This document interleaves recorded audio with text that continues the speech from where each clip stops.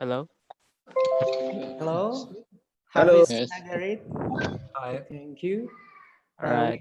Can you see my face? Yes. Hari. My sound? Okay. Is it already started? Okay. We have tips.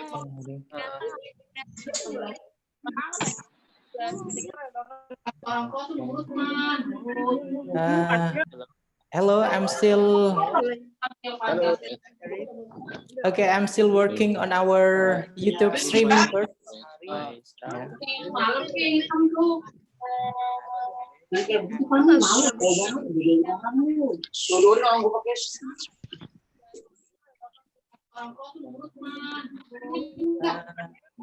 Hello. I'm still. Okay. I'm still working on our YouTube streaming first.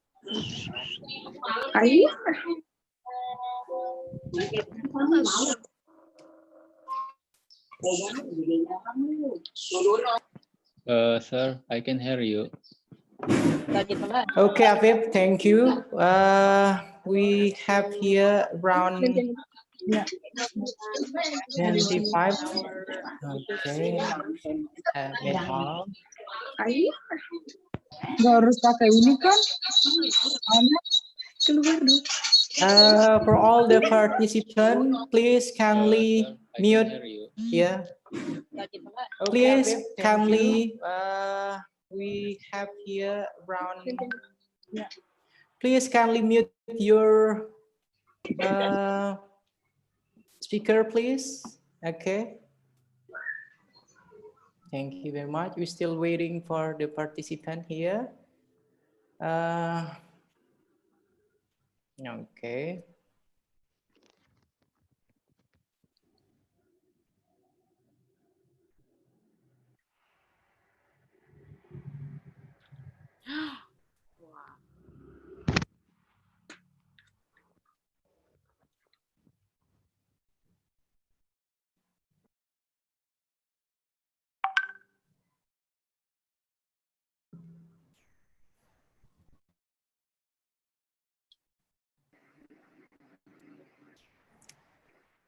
Okay, Alhamdulillah, we have Prof. Norzahir Sapawe. You're ready joining. Thank you.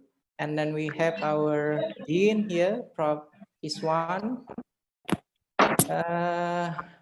We are still waiting for Prof. Maniruzzaman, Prof. Alaric, Naude, already joining us. Okay, thank you, Prof. So from the invited speaker here, we're still waiting for Prof. Maniruzzaman. Okay. Okay, the participants so far here, it's around 113.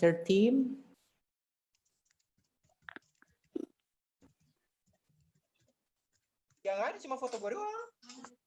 Ngerti gak sih lu? And then for all the participants, if you have your friends that your colleague want to watch this event, they can directly stream to YouTube channel as well. Yeah.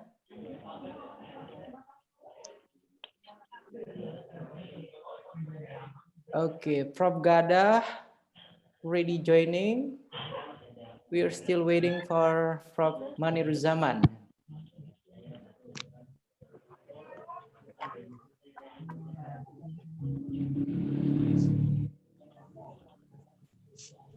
And for all the invited speaker, I will I'll make all of you to be the co-host for this event. Yeah, so you can share directly all your PowerPoint or anything that you need to conduct the speech.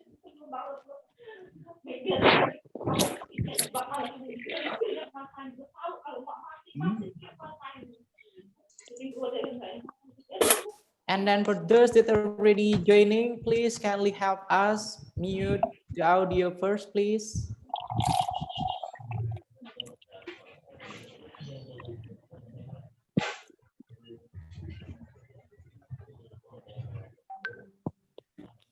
Okay.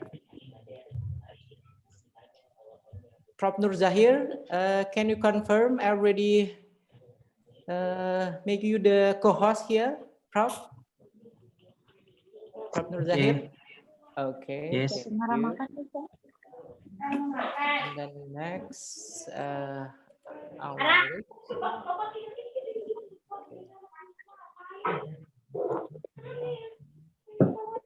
Prof. Alaric Naude also already set you as the co-host for this event. It's Would you done. please Thank you. confirm? Yes. Okay, Thank you. thank you. And next, Prof. Ghadah.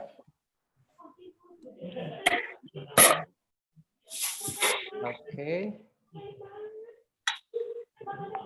Prof. Ghadah, can you please confirm? I already set you as our co-host here for this event. Ra, makan Ra. Ini begini. Prof. Ghadah, can you hear me? Kalau apa? Prof. Ghadah? Oh. Yeah, now can you hear me? Okay, thank you. I already set you for the co-host for this event. Prof. Ghadah, thank you very much. Yes. And then we're waiting for Prof. Maniruzzaman. Prof. Maniruzzaman, I still can't find his name. Okay.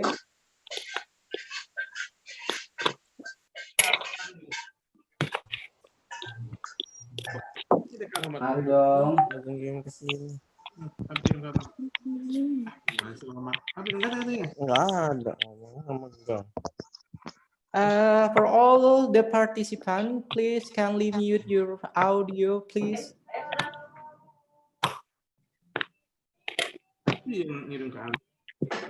Biasanya harus ada yang masih muda. Tapi harus nikah semua. Masih, tapi harus nikah.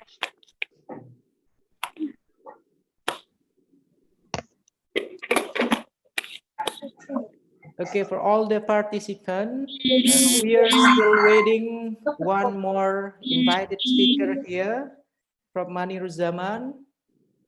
Hopefully, he will join us soon. And then, alhamdulillah, our participant here so far it's 161.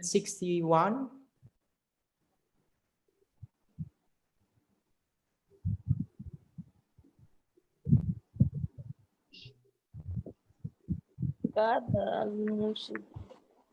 Ghadah Murshidi. Mana ada Ghadah tu mana?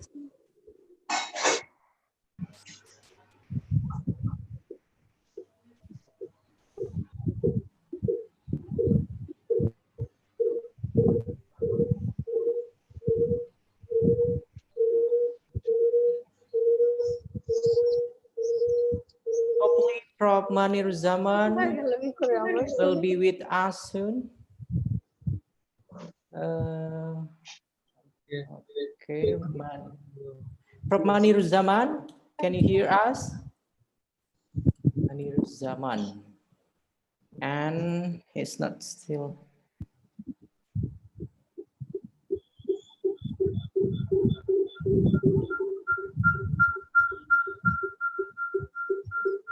Okay, I'll try to mute all of the participant audio first.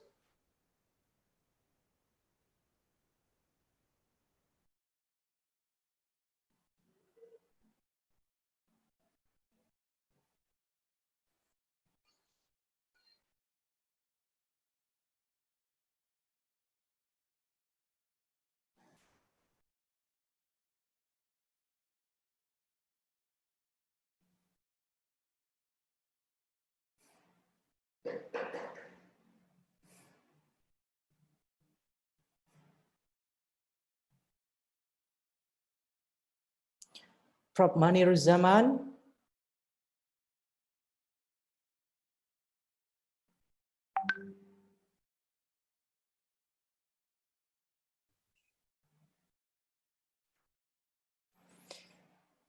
Okay, we're still waiting for Prof. Maniruzzaman first.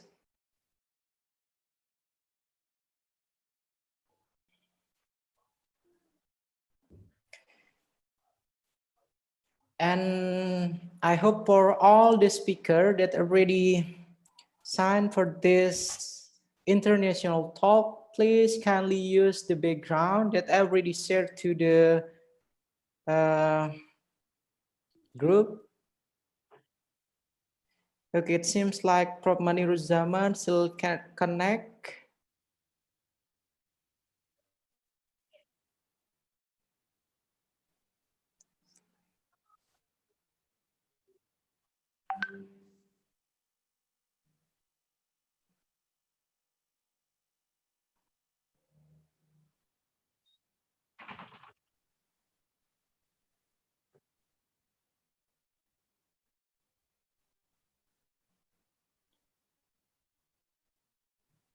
Okay, our participants so far here is 172 and still waiting for one more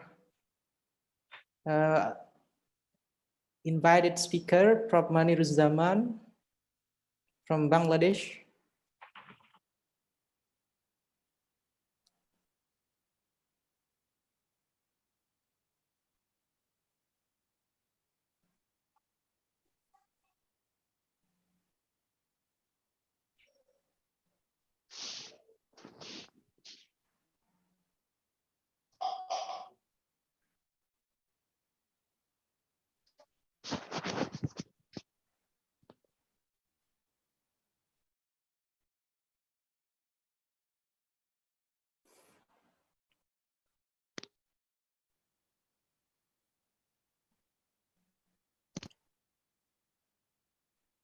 Hopefully, Prof. Maniruzzaman will join us soon. It seems like still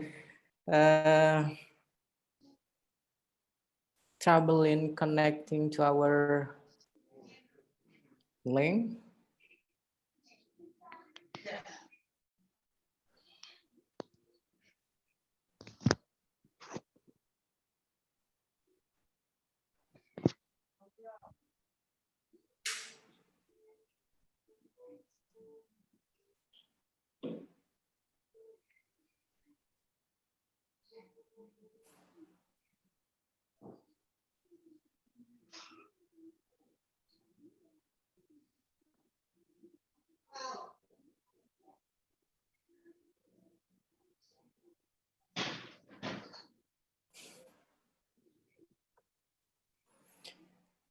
Okay, I will try.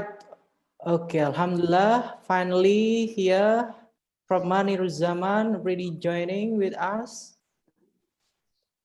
Prof. Maniruzzaman, can you confirm that you are now the co-host, Prof?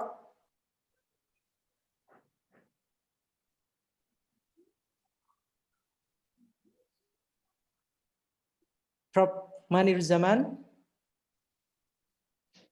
Okay, we're still waiting for the response here.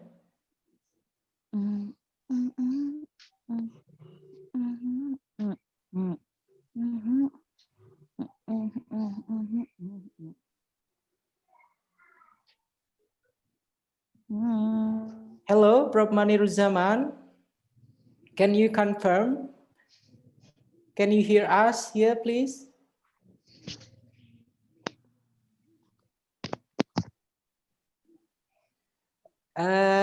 Rashid, would you please try to assist Prof. Maniruzzaman? Hopefully. Madam, I talked with him, but he's in net problem. So hopefully he will join, I think. Yeah. He just entered and the line has been disconnected.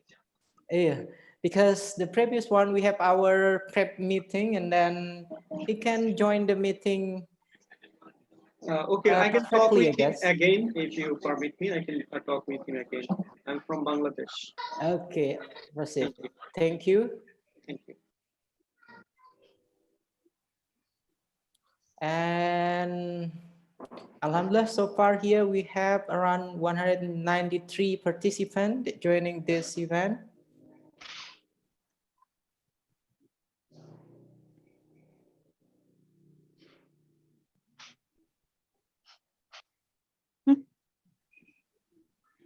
Okay, Prof. Maniruzzaman joining, rejoin. Okay.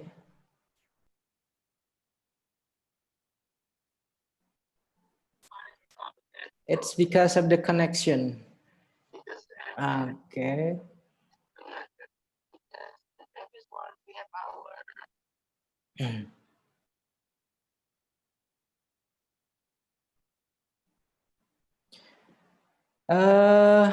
Prof. Maniruzzaman, you already joined us with two of your account here. Can you please confirm that you can hear us clearly, please? So we can start the event, please.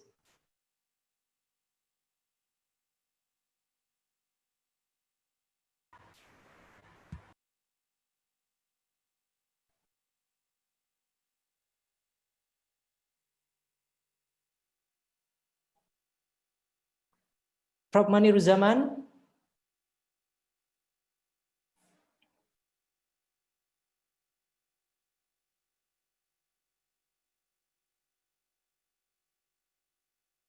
Prof. Maniruzzaman, I already set you as the co-host for this event. Would you please try to respond, Prof?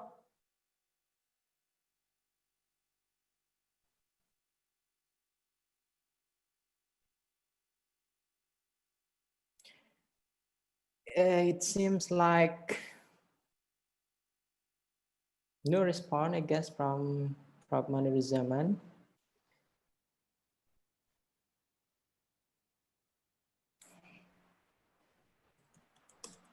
Hello. Hello, Alhamdulillah. Hello, Prof. Maniruzzaman. Hello, do you hear me? Yeah, it's clear. Thank you, Prof. Okay, sorry, I'm sorry because the weather is very inclement here. The net is very slow. I tried several times, but I was repeatedly failing to connect you. Now it's okay. Thank you so much. I'm sorry for the inconvenience. Okay, all good, Prof. Thank you, Prof.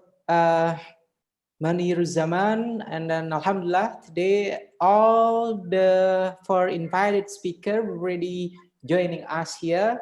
So we can, inshallah, soon we'll start the meeting.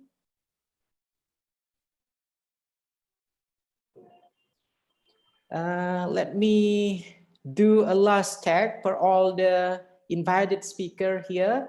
Prof. Norzahir Sapawe, is it clear enough? Prof, can you hear me, Prof? Okay, so far so good, Doctor. Okay. Okay, thank you very How about much. me? Okay, my voice okay? Yeah. Good. Okay. I can see your face, and then I can hear your voice clearly. Second one, Prof. Alaric Naude. Yeah, I can hear you. Can you hear me well? Okay, thank you very much. All good then. The third invited speaker here, we have Prof. Maniruzzaman.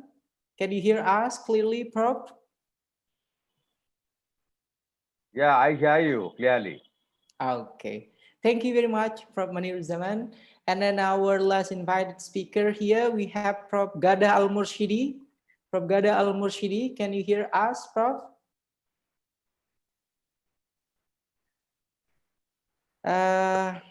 You still need the audio, Prof? Yeah. Now, can you hear me? Yeah, I can hear you. Okay, thank you very much, Prof. Ghadah Al-Murshidi. Thank you. So all the invited speaker here, they can deliver their speech soon. And then last one, our Dean of Educational Faculty, Bapak Dr. Iswan, sudah bergabung, Bapak? Ya, Jun. Nggih, sudah jelas nggih, Bapak? Ya. Oke. Dengar suaranya nggak? Jelas nggak? Nggih, alhamdulillah sudah jelas. Alhamdulillah. Alhamdulillah. Good afternoon, Pak Dekan. Speakers, good afternoon. Good afternoon.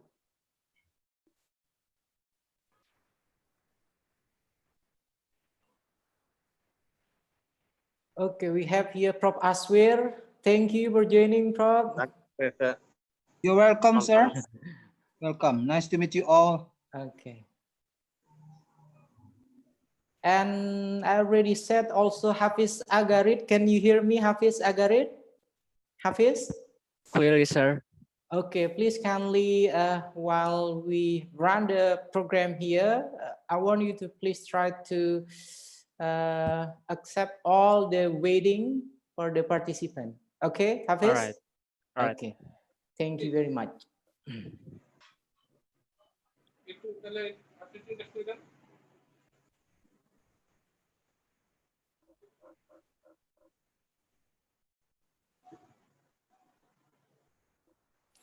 Okay, bismillahirrahmanirrahim. Assalamualaikum warahmatullahi wabarakatuh. Waalaikumsalam warahmatullahi wabarakatuh. Alhamdulillahirabbil alamin wassalatu wassalamu ala asrafil anbiya wal mursalin wa ala alihi washabihim ajma'in. Amma ba'd. The Honorable Dean of Educational Faculty, Muhammadiyah University of Jakarta, Bapak Dr. Iswan MSI, the Honorable our invited speaker, Prof.Dr. Maniruzzaman, Jahangir University, Bangladesh, and then the Honorable invited speaker, Prof. Alaric Naude, ADB Ph.D. from Suwon Science College of Korea, and then the Honorable invited speaker, Associate Professor Dr. Norzahir Sapawe from University of Kuala Lumpur, the Honorable invited speaker, Assistant Professor Dr. Ghadah Al-Murshidi from United Arab University College of Education, and the Honorable all the lecturer, and all our beloved students, all the participants that attend this meeting.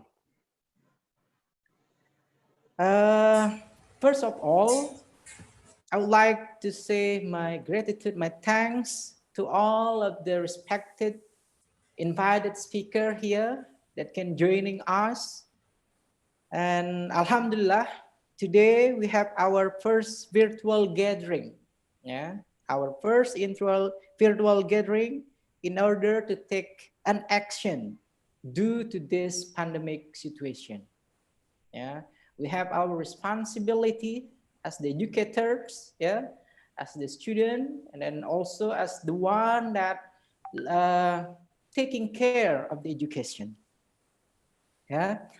This international talk, as I mentioned it earlier, is our responsibility as the educator and then also as the scholar.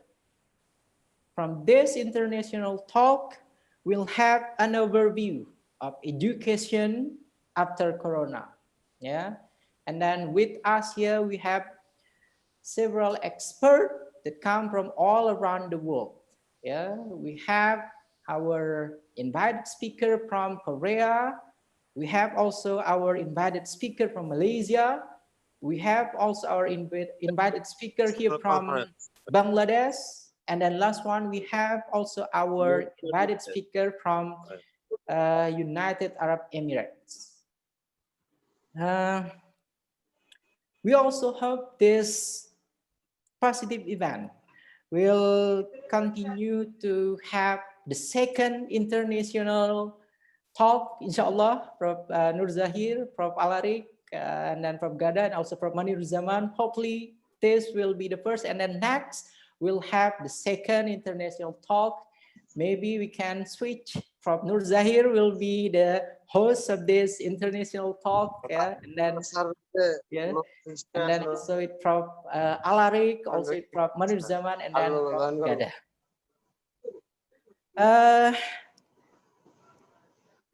Okay, as I mentioned it earlier, this positive event here will discuss about current phenomena that we have in our education system.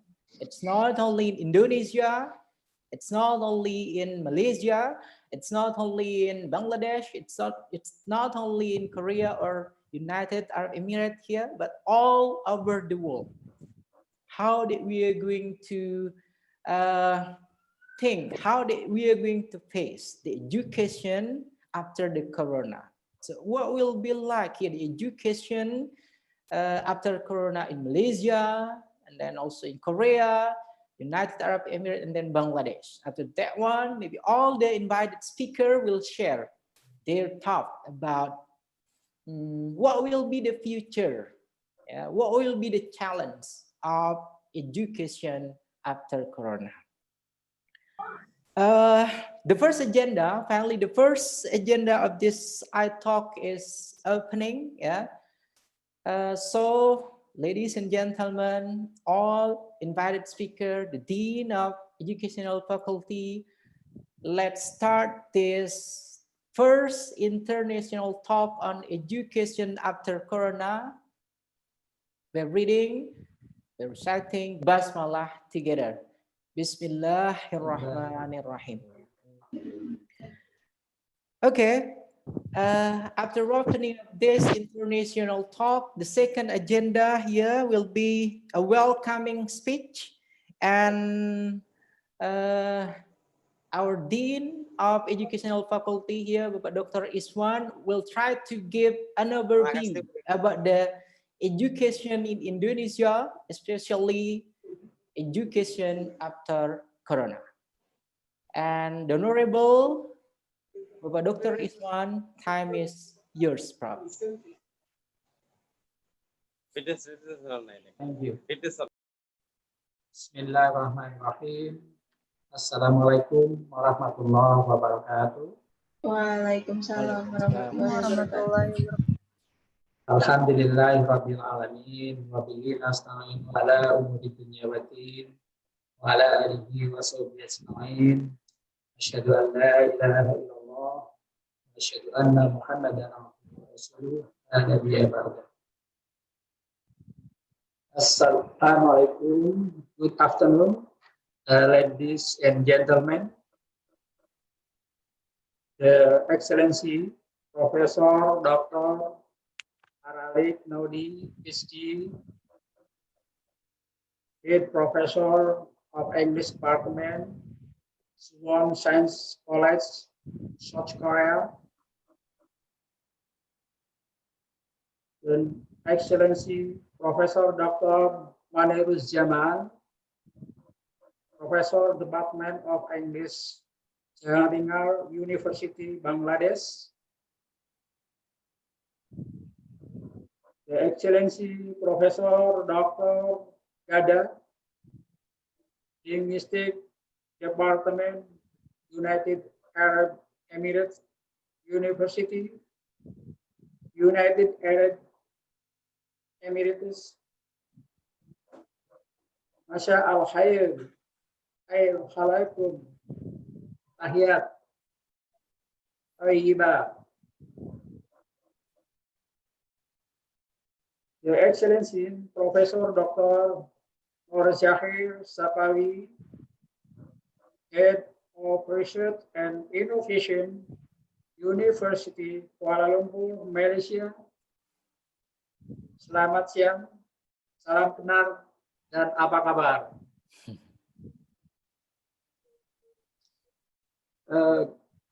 Greeting the all. My name is Iswan. My profession is a lecturer from the Faculty of Education, Muhammadiyah University of Jakarta. Constantly, Carlin gives the class the serve of in Faculty of Education, Muhammadiyah University of Jakarta. And now is a topic titled The New Normal Post-Corona Education. Lately, due to the COVID-19 problem,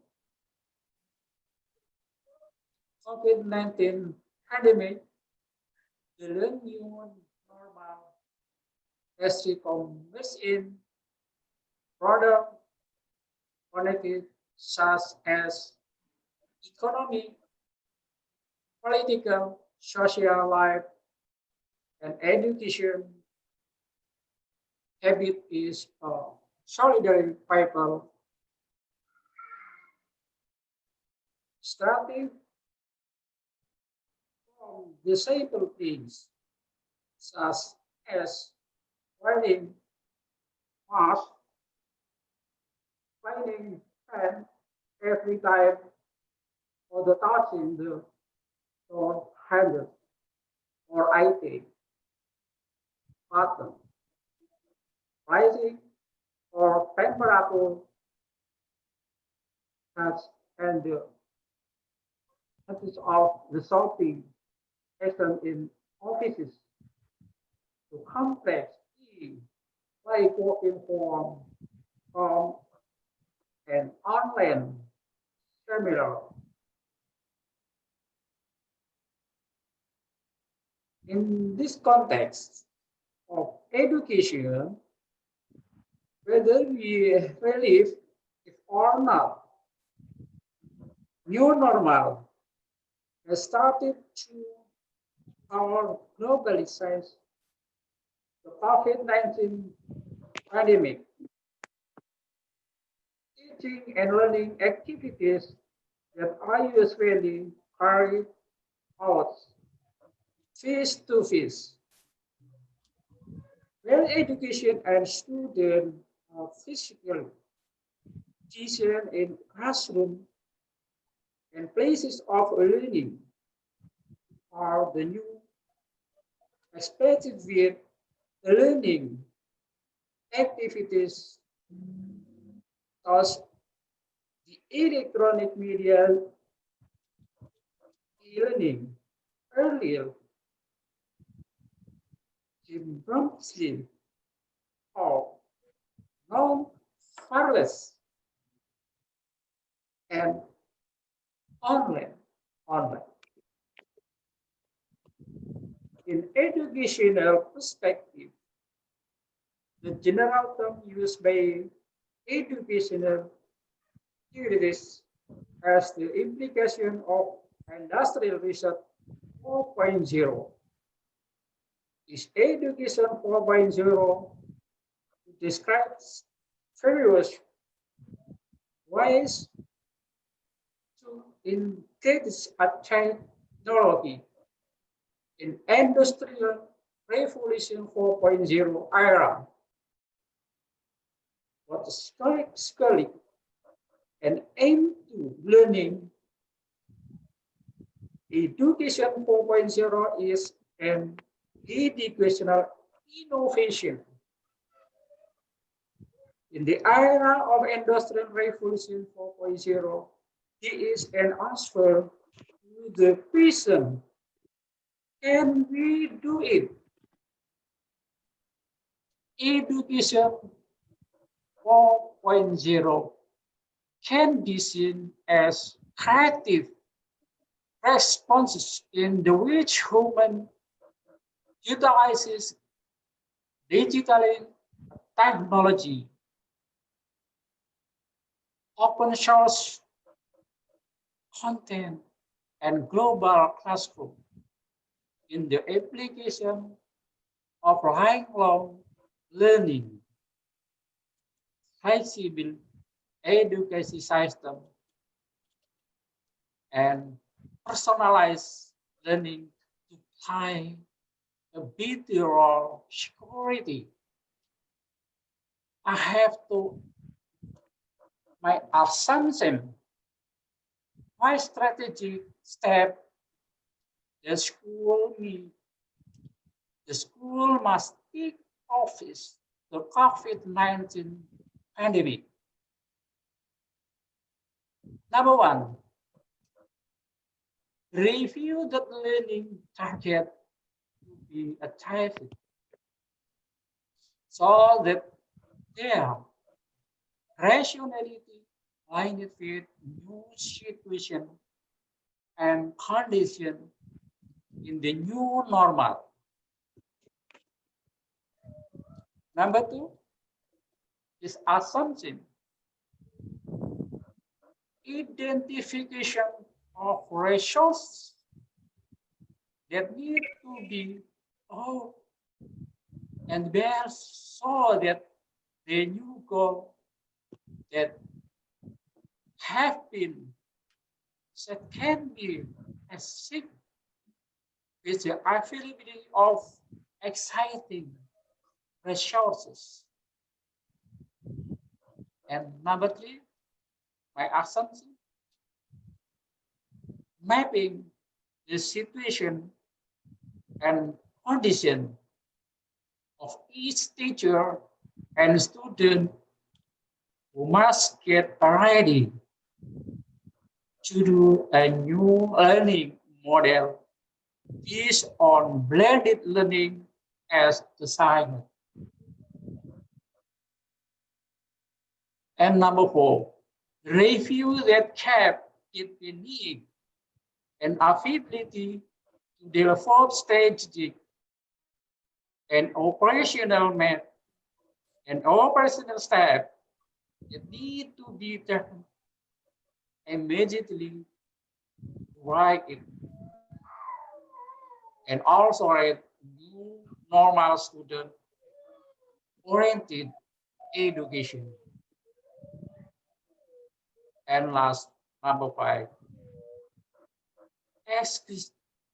stay creatively and innovatively by establishing various partnership with external parties who care about education. The sophistication of information technology has changed the way we can decide, especially is related to education, because why in the minds of the COVID-19 pandemic, we need to make online media as means for learning in current conditions, such as the short speech that I can cover. For your attention, good cooperation, for sharing knowledge. Thank you. هذا بالخطاب الكثير قديم إنني أن أهلا إلى منكم ومنكم الجيد أكمل ما يعرفه السلام إلا سبيل الحق وسبيل الخيرات والسلام عليكم ورحمة الله وبركاته. Waalaikumsalam warahmatullahi wabarakatuh. Thank you, the Honorable Dean of Educational Faculty, Bapak Dr. Iswan, for the speech. Alhamdulillah, that was the overview about education after Corona in Indonesia. Hopefully, for all the participants here, you can take the lesson, you can take the message that what Bapak Dr. Iswan tried to convey to us. Thank you very much, Bapak Dr. Iswan, MSE. And then next invited speaker here will be our Honorable Assistant Professor Dr. Ghadah Al-Murshidi. Yeah. Assistant Professor Dr. Ghadah Al-Murshidi from United Arab University College of Education. Before Dr. Ghadah will give her speech here, I would like to read his brief biography or her profile here. Ghadah Al-Murshidi is currently an assistant professor in Curriculum and Instruction Department. She was a faculty member in Linguistic Department, the Social Sciences and Humanities College. She taught some graduate and undergraduate courses such as thesis, seminar, and then classroom environment in elementary education. Yeah, and Assistant Professor Ghadah here also awarded as the one of Young Emirati Researcher Prize, YERP Competition and Emirati Women Award. And then she is also chair of the Innovation Committee, yeah, Communication and public relation committee, college website update, and then last one, she is also the international reviewer of education, American International Journal, Studies in English Language Teaching Journal, World Journal of Educational Research, and then some other popular research. Without wasting the time, now let's welcome here our second invited speaker, Assistant Professor Ghadah Al-Murshidi. To the Honorable Assistant Professor Dr. Ghadah Al-Murshidi, time is yours.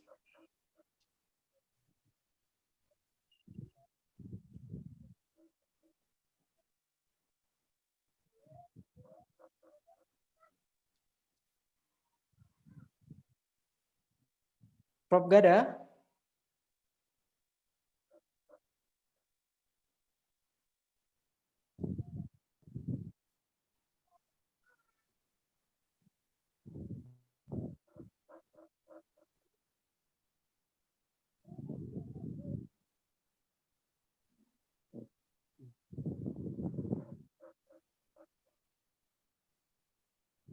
Yes, hi.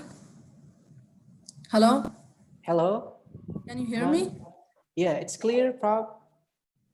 Time is yours, please.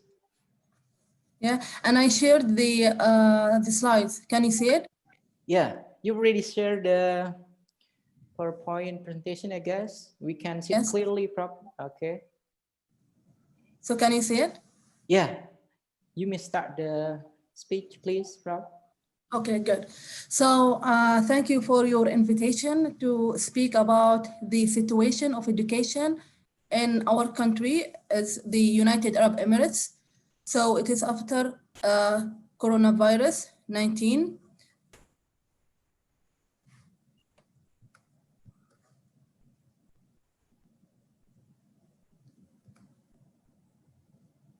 So as we know that the coronavirus, the pandemic, when it comes, it's in all countries affected. So in all countries start to think, and all governments start to think, how can they do with education? So for example, like, some schools were closing and others trying to do their best and think about what they have to do regarding the healthcare system.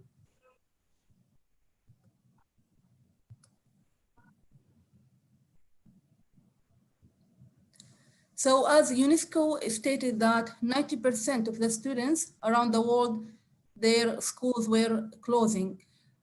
And they started to go to the hybrid or the online higher education learning system. So some of the schools, so using the online learning system, they moved from traditional way to the online, more to the more group and activities and to the student centers rather than the teacher centered.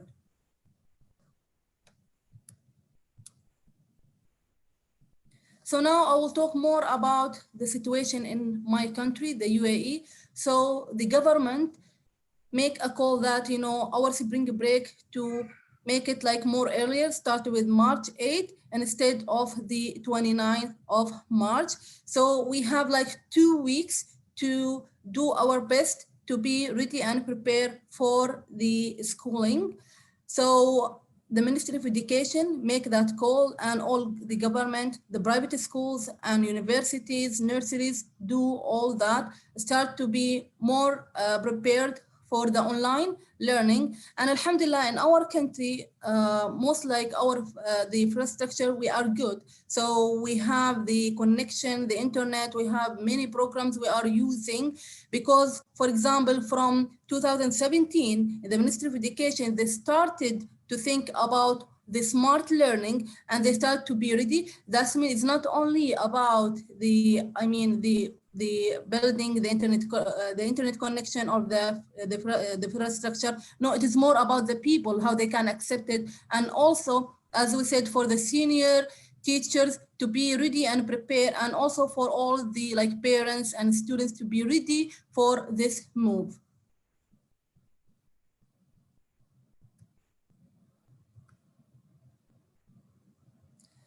So when we think about the online learning system, we have to think about different issues like the learning technology, communication. We have to think about our people, the staff, the students, the internet connection, and all that.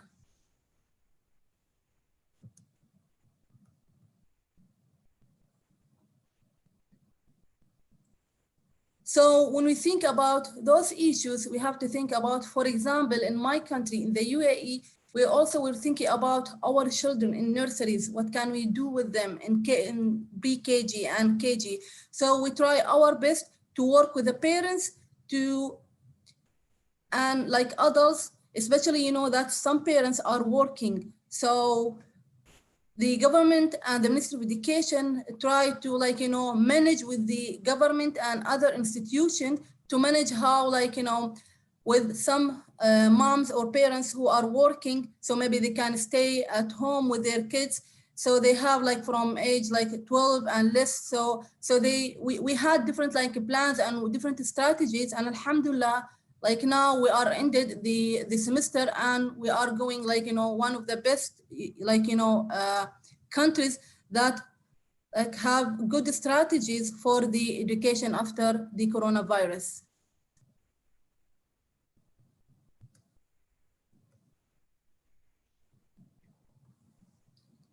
So when we think about this issue, we have to think about, as we said, the students, the teachers, and also, for example, in my country will be August 20, we will go back to schools. So we have to think, will we reopen the schools totally, or what we have to do? So in my country, we are thinking about the safety measures and health measures.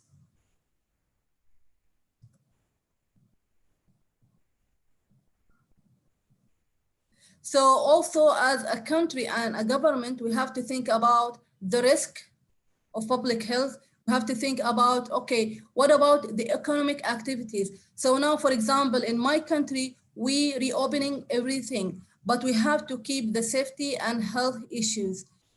So with that one, as you know, even with the airplanes and flights and all that, now it's mostly all open, but we have to think about, as I said, the health issues and to be ready for all that.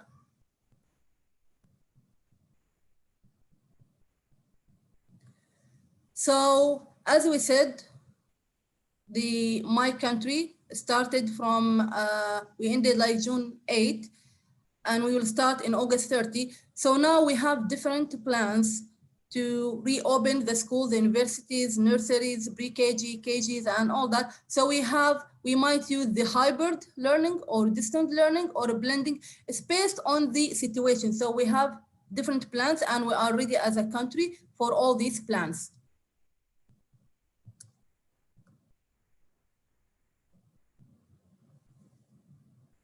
So as I said, we might have the online learning, and mostly all countries and my country, we have after the coronavirus, we have the plan to be as also permanent, not only temporarily to have the blended or the online learning. And also we have to think about some of the issues as 70-30 as a blended, okay? And also we have an idea of the split of students. So I will discuss more about that.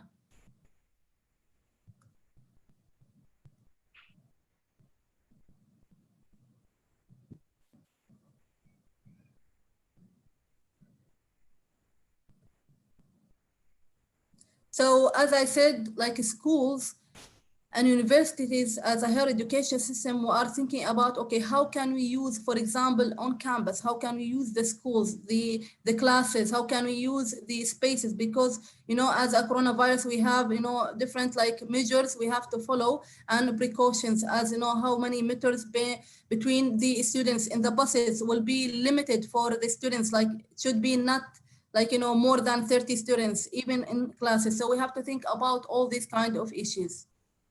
And also we have to think about the parents, because we know that parents still they're worried about their kids, especially if it's the first year for KG. For example, my kid now will go to the KG. So also as a parent, we are thinking about this and worried about this.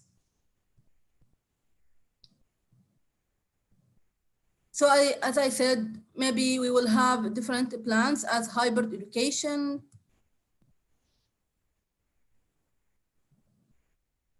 rota approach, or blended learning. So as we said, we'll try as a country to minimize the number of the students in the school, minimize the number even in the buses, even with the students. There are some precautions that, with the safety guard that, the student will not be allowed to share their meals.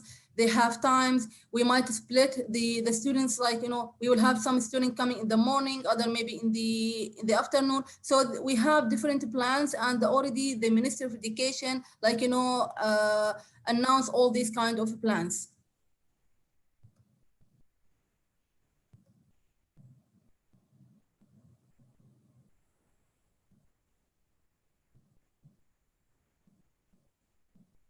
So here, for example, Naude Al-Haj, she was the spokesperson for the ministry, and what she said that, there are some plans to reopen all the higher education system and schools in September will be in a place, and it was like discussed as protocols in place.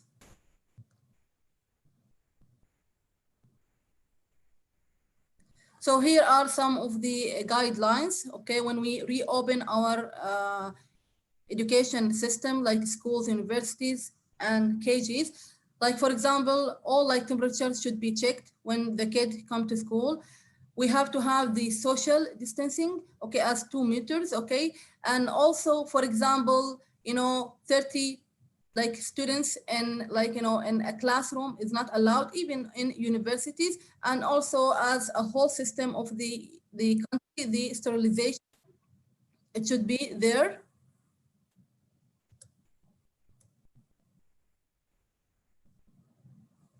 As I said, it's not allowed to share foods, and also the children, especially, my country cares a lot about the special needs students, and also the students have some special health conditions. So they will have, specific, plans for them. So it's mostly will be for them, it's more like online rather than on campus.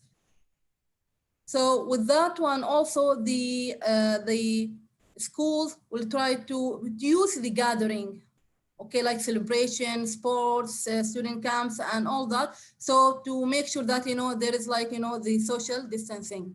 And also they mentioned that, the maintenance guys, any service crew will not be allowed during the time of, our kids or our teachers in schools.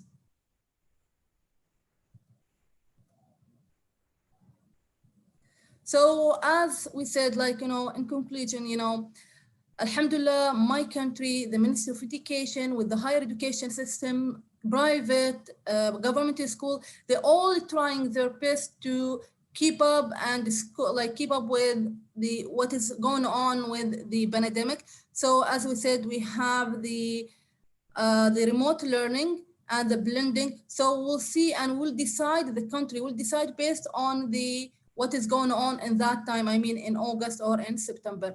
But Alhamdulillah, we are all ready for that, and also our peoples are ready for that. And from the period of March till now, till June, we are glad, Alhamdulillah, that our parents, our teachers, our staff, all together, we are working together to keep up with all these issues. So thank you.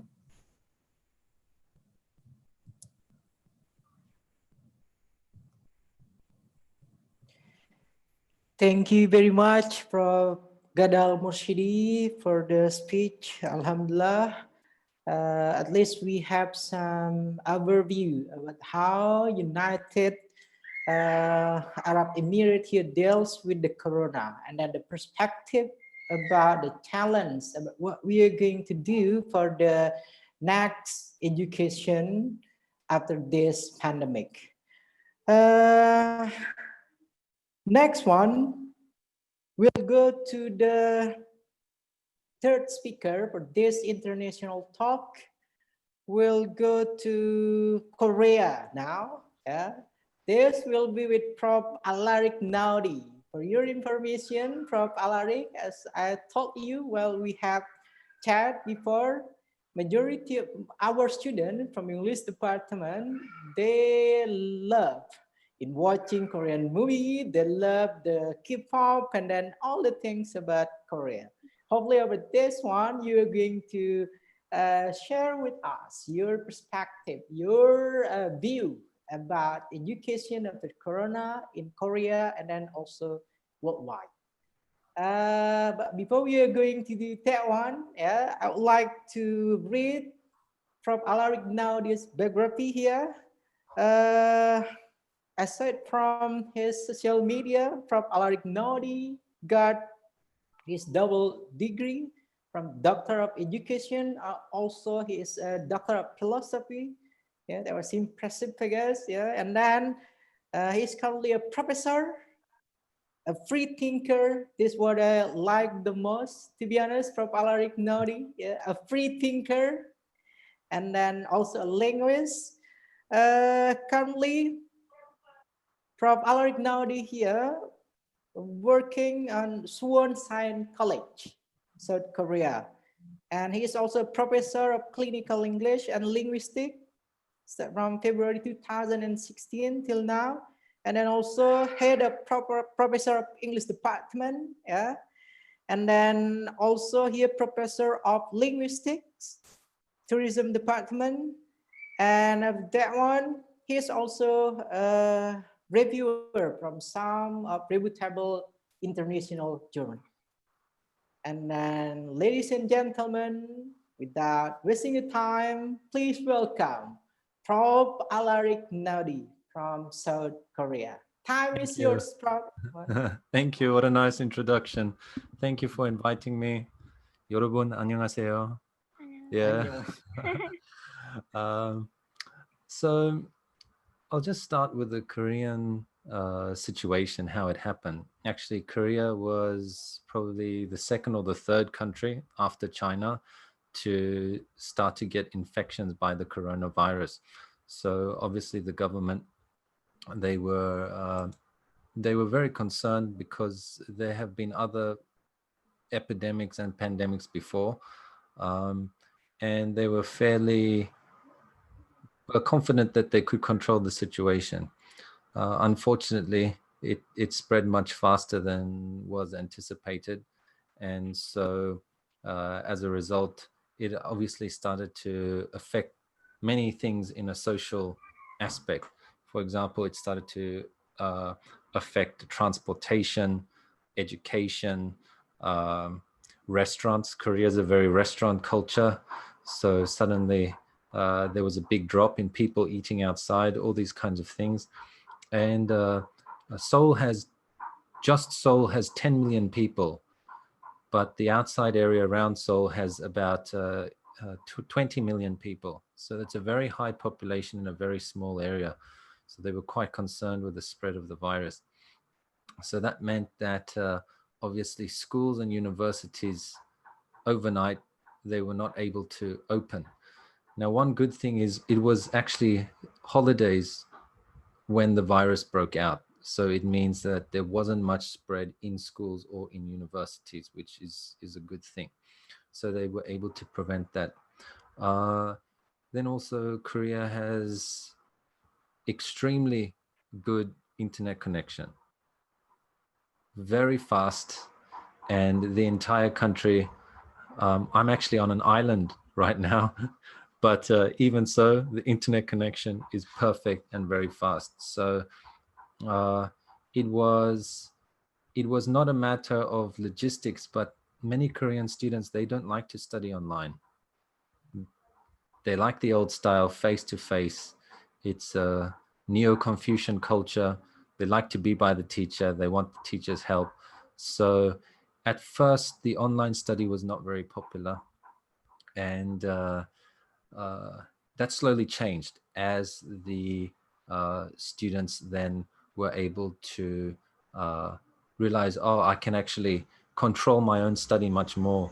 And I found that students were actually quite motivated. They got more interested because they weren't just being fed information. They actually had to go and they really had to study themselves. So it was quite an interesting effect. But if we look globally, this is kind of a situation that can go either way. Large universities, especially large government universities, they tend to be slower when it comes to implementing new technology or implementing changes. And the reason for that is obviously they need to have permission from the government to do any kind of changes in their curriculum or the style of things that they do. So because of that, it's harder for large universities to change very quickly. It's also hard for government universities to do that. That's where private universities and private colleges, they have an advantage, because usually these things are decided by a board, and the board is able to make a decision very quickly, and they can get the technology they need, they can make the programs they need at a much higher speed. Also, the world is very connected now with the internet, so because of that, it can actually be a chance for smaller universities or smaller colleges to actually get more students. Because, for example, here we have many students from Indonesia or Malaysia. In the past, if I want to study Bahasa Indonesia, I have to maybe travel to Indonesia, or I have to find a university in Korea, because that's where I am now, and I have to go and look for the courses and I have to attend classes. But now with the situation, many universities have gone online. So if I want to study it, I can find a university in Indonesia, I can apply, and I can study a course that maybe I wouldn't have the opportunity to study before. So this is a very interesting change that has happened worldwide. The other thing is, for universities, it's better because obviously they don't need to worry with things like visas, with accommodation, all these things. So smaller universities with less resources, as long as they have an internet connection, as long as they have good professors, they're going to get more students, which can be a good thing. They can also, like I said, change much faster than large universities. With that regard, I've been talking to many professors around the world, in Australia and America, the UK, and Pakistan, many different places, and they all have their own, I guess, problems in the current corona environment. But a large problem for some professors I spoke to in Pakistan is that many of their students come from areas where they are quite poor. And as a result, the areas where they live are also poor. It means they don't have easy access to internet. It means that they don't have maybe the technology. The schools that they attend may not have the technology yet. So that's a big problem for some places where they cannot cope, or where technology is very expensive. So in that regard, it's not all a good thing. Usually with these kinds of situations, there's many different kinds of variables that we have to look at, because of course there are good points that can change and can inspire universities and colleges to do better. It can also inspire students to study harder, but at the same time it can take away opportunities from students that live in poorer areas, or that don't have access to the technology they need. Especially because now, almost globally, everything has shut down. So whether it's Australia or Korea or Indonesia, I'm sure there are limits to where you can go and how many people can gather. So this can be a real problem for some students. So I think it's a bit early to say exactly how this can go.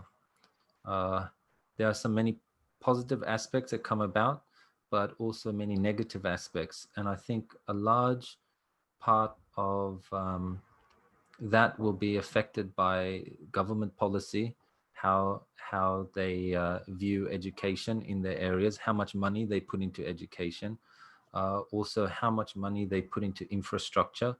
Obviously, if you have no internet, it's going to be a problem. And then also it depends on the response of schools. How fast are schools to respond?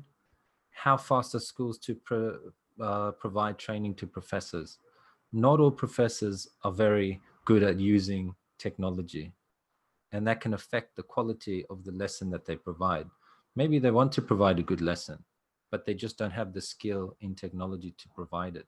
So how can universities then help professors or colleges help professors to improve their skills in using technology so that later that can give good quality education to their students, which is the aim.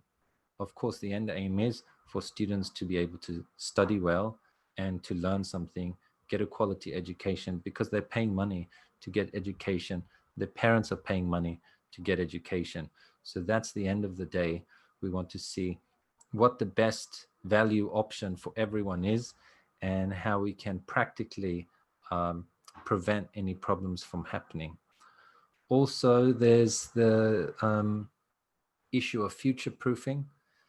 I think it was last year, there was a electrical fire in LG, and it cut all the servers for a very large area of Seoul. So suddenly no phones were working, no internet was working.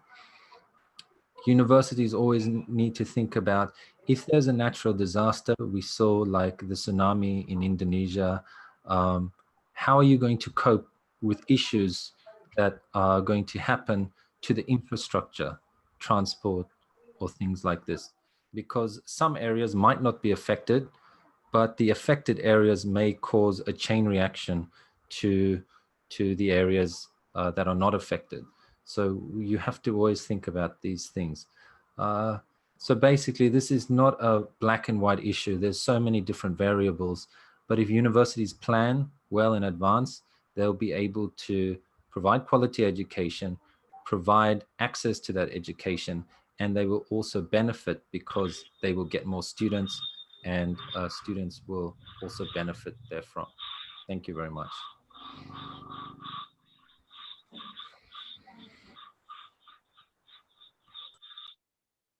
Thank you very much, Prof. Alaric Naude, for your view about education. And then hopefully for all the participants here, you can put the question, and then you can put the question on the chat below here. And after all the speaker already deliver the speech, hopefully we are going to open Q&A. Yeah, so maybe I can give chance to some of the participants to talk while giving the question, or simply just put your question on the chat below from your Zoom apps. Massive thanks, Prof. Alaric Naude, for your speech, and then hopefully all of the participants here will learn many things from your view. Thank you very much. And then our next invited speakers now come from what we call by our neighbor country. Yeah, our neighbor country. And then when we call it is a neighbor country, so the country that near with Indonesia, it is Malaysia. Yeah. From Malaysia, here we have Associate Professor Norzahir Sapawe. Associate Professor Norzahir Sapawe here is one of the, I think he is a popular one in Malaysia. Why I call it popular one? Because several times when I attend an international conference in Malaysia, I met him, and then he's one of the keynote speaker of the event. And then now I would like to read his biography first before he convey the speech here. Let me read it for all the participants. From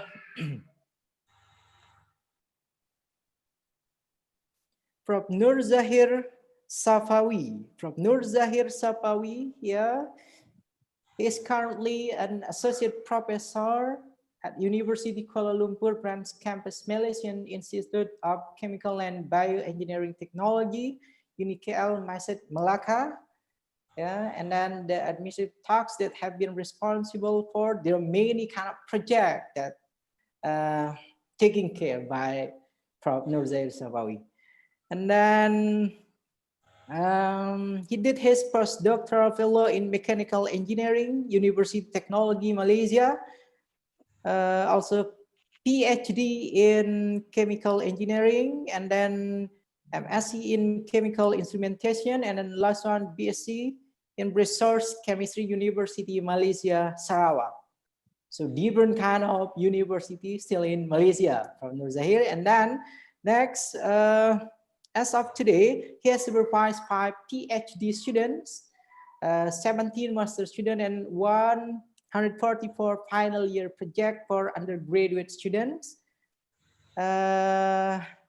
Talking about the lecturer or educator here, we have H index. Yeah, his H index of 20 and I-10 index of 30 with cumulative 1,232 citation. Yeah, published more than 100 ICs in Scopus Index journal paper with a total cumulative impact factor of 80,0544, and then own 5 patent filings. Yeah, participated in more than 60 local and international conferences as the keynote speaker, and involved in several research activities with a total amount of 492,300 ringgit Malaysia here. In grant, he was awarded as the Young Chemist Award by SCS Malaysia chapter in year 2013. Yeah.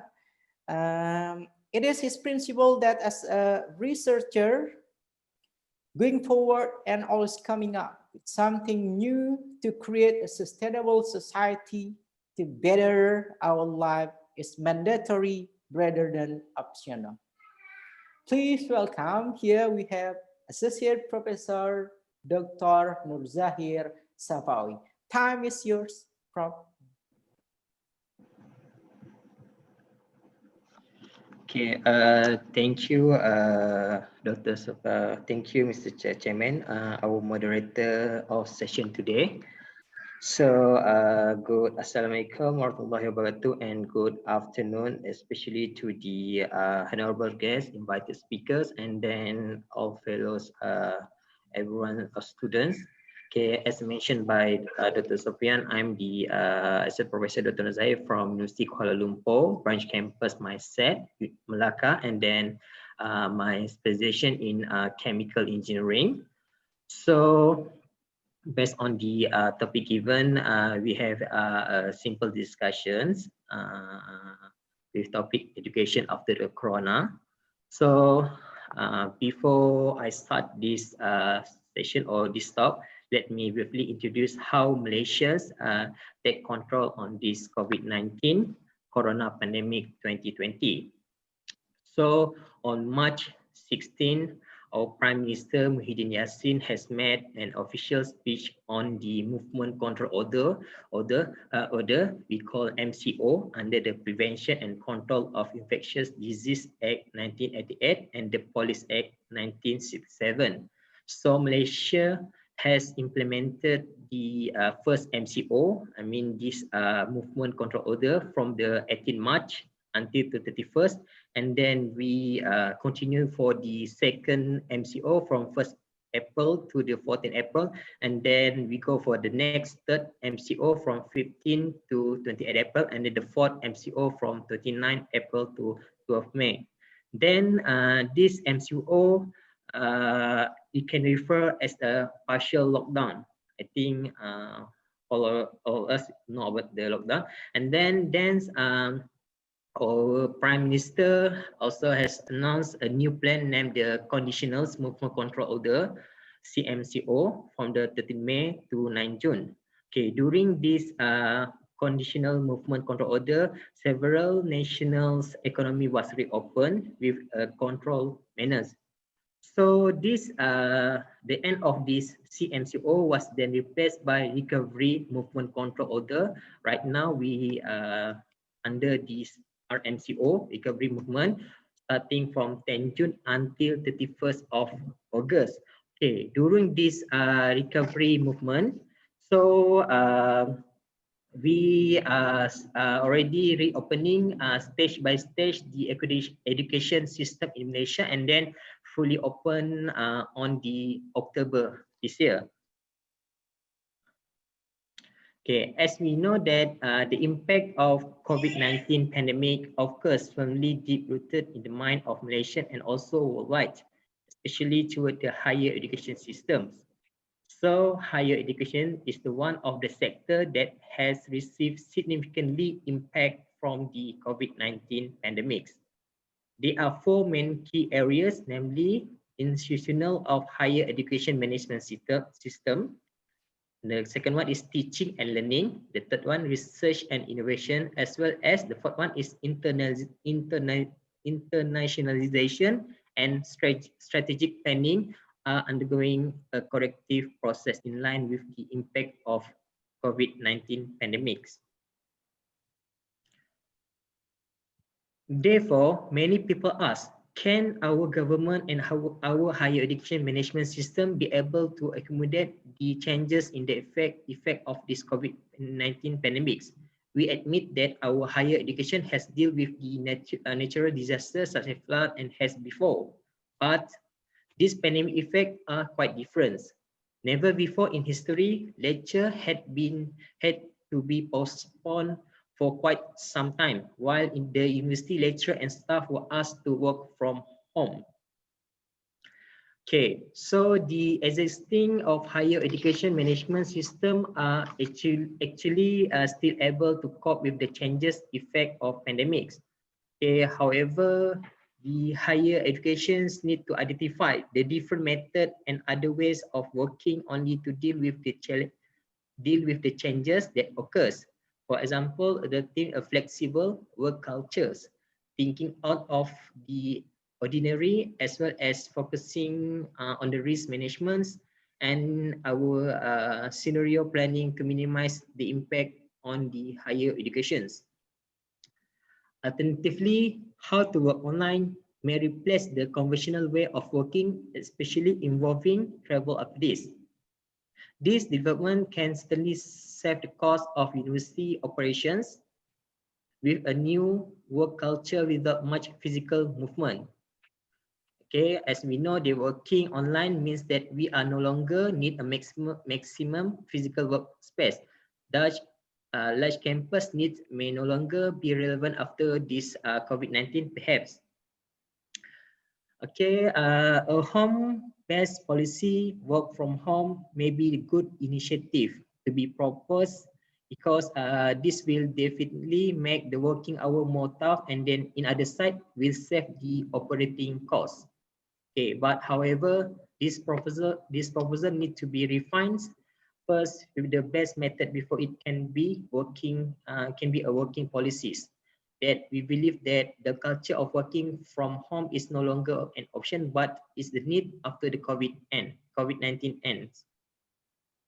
So, ladies and gentlemen, the aspect of teaching and learning are the most impressive aspect of COVID-19 pandemics. In fact, the COVID-19 is seen as a good transformational agent and a catalyst for online learning implementations. So the postponement of lecture does not interfere with the learning process at all, because face-to-face learning can be now replaced by the virtual learning or online teaching. Please bear in mind that maybe some people disbelieve that this effectiveness of implementation of virtual learning or online teaching due to digital or technology factors such as limitation of internet usage. It might happen the gap between those who are in urban or rural area, maybe as well as the rich or poor people in categories. Okay, because they are also report that virtual learning will leave the poor people far away from continuing to enjoy learning due to limited access of internet. However, we believe that we can handle this through the variety of approach options. Okay, the most important, the internet access need to be constantly improved as we do not want to see anyone fail to get their education, right? Because of the access issue ataupun as internet limitations. So one of the important thing that we realized that during this COVID-19 situation, that we should not be bound by the transition of learning method from conventional to virtual alone. This should not be our only focus. On the other hand, the effect of this COVID-19 also provide an opportunity for us to reevaluate the overall education content. Okay, ladies and gentlemen. So in addition to teaching and learning, the research and innovation are also influenced by the COVID-19. Okay, most of research and innovation activity mainly involving science and technology had to be postponed due to movement constraint. Our researchers are not free to go to the lab because you need to do the experiment and go down to the field because they maybe have the sampling for their research. We might question how can this research be just like virtual learning. We still do not have any concrete answer to this question. Therefore, maybe there is a suggestion and that a guideline can be developed for successful research during the crisis, just like the teaching and learning aspect might be. An interesting aspect to the research innovation is focus of research and innovation that can be addressed to COVID-19. In other words, to contribute to the well-being of the community. In regard this, COVID-19 should be the agent of transformation in which to move the research of science into the research for society. Okay, despite accepting the fact that study of medicine and public health will gain more ground and still the intention of post-COVID-19 research funder, transdisciplinary study need to be strengthened as they can provide more comprehensive and meaningful results. The offer of special post-COVID-19 research grant might produce significant findings from various perspectives that can help formulate new policy in the futures. Okay, as a head of research and innovation in UniKL, let me share a bit about research that specifically addressed to this COVID-19 pandemic. As we know that COVID-19 pandemic is growing exponentially in the whole world. Therefore, there needs an urgent requirement for conducting academic research on several aspects of the highly spreadable disease to find effective control and treatment of the disease for now and also for the futures. For us, as a chemical and bioengineering specialization or area, we need to have to identify some opportunity for our academic to explore research that related to COVID-19, such as vaccine developments. In our campus also, we have our bioengineering expert that could develop of various antibody which can provide immunity for COVID-19.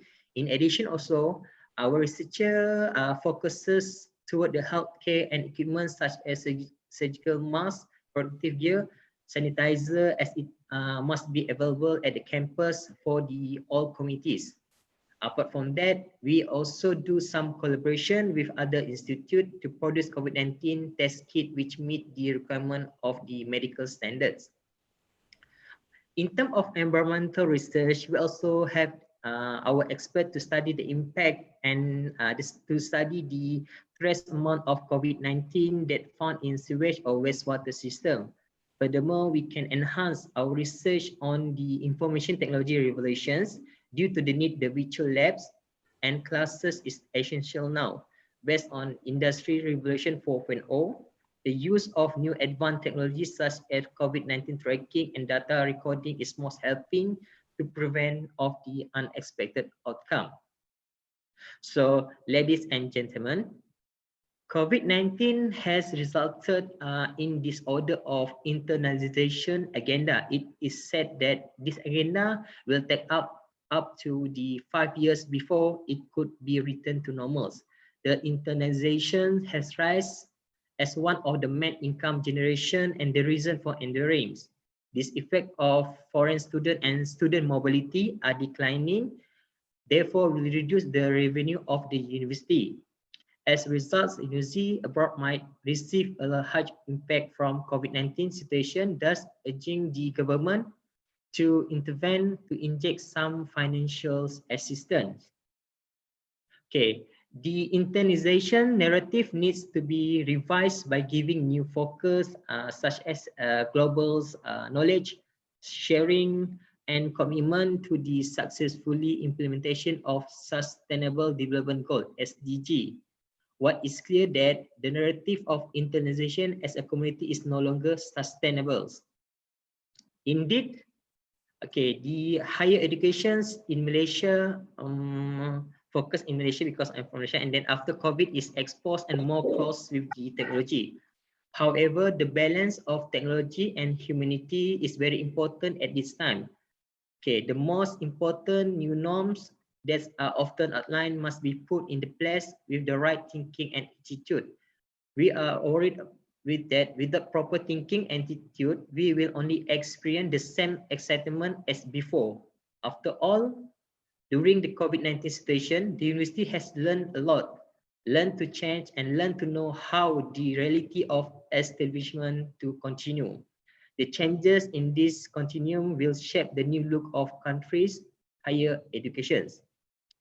Okay, ladies and gentlemen, as we can see from the positive side, COVID-19 was the agent for accelerating and expanding the implementation of virtual learning or online teaching learning, or we can say that the blended learning, either at the public university and also private universities. There are several methods of teaching. We can categorize to synchronous or asynchronous. For the student that have a good internet coverage, synchronous method that are real-time and interactive can be done. For examples, the use of various online platforms such as for learning purpose, Zoom, Skype, like we use now Zoom, we have Skype, Webex, Google Classroom, Microsoft Teams, e-learning portal, and many more online training application. But however, for those who don't have any good internet or don't have any good coverage access, lecturer can record the e-learning session to be downloaded by the student or audio recording through the PowerPoint notes, then later given to the student. Then student can download that PowerPoint. They can get their studies. After, apart from that, due to Malaysia government declare the movement control order starting March 18, the Ministry of Higher Education Malaysia also has activated the online mode of teaching and learning. I think starting on March 18 to all higher education institutions in country, including the university, polytechnic, university college, learning institutes,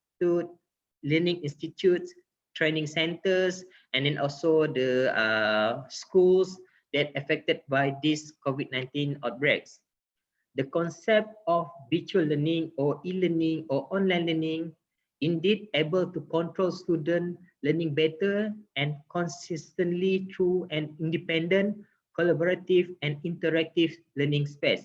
Although there are constraints that have to be overcome following the implementation of online learning, the quality of graduate will not be affected at all as the learning outcome program and course learning outcome are always met. The result of the collective study of the alternative assessment method, including laboratory activity, workshop, has to be transformed to the demonstration and online experimentation or simulation and virtual learnings innovations. In other side, students need to focus consistently on their learning and commitment And if the student is not committed, then e-learning will not produce quality results in the student on learning.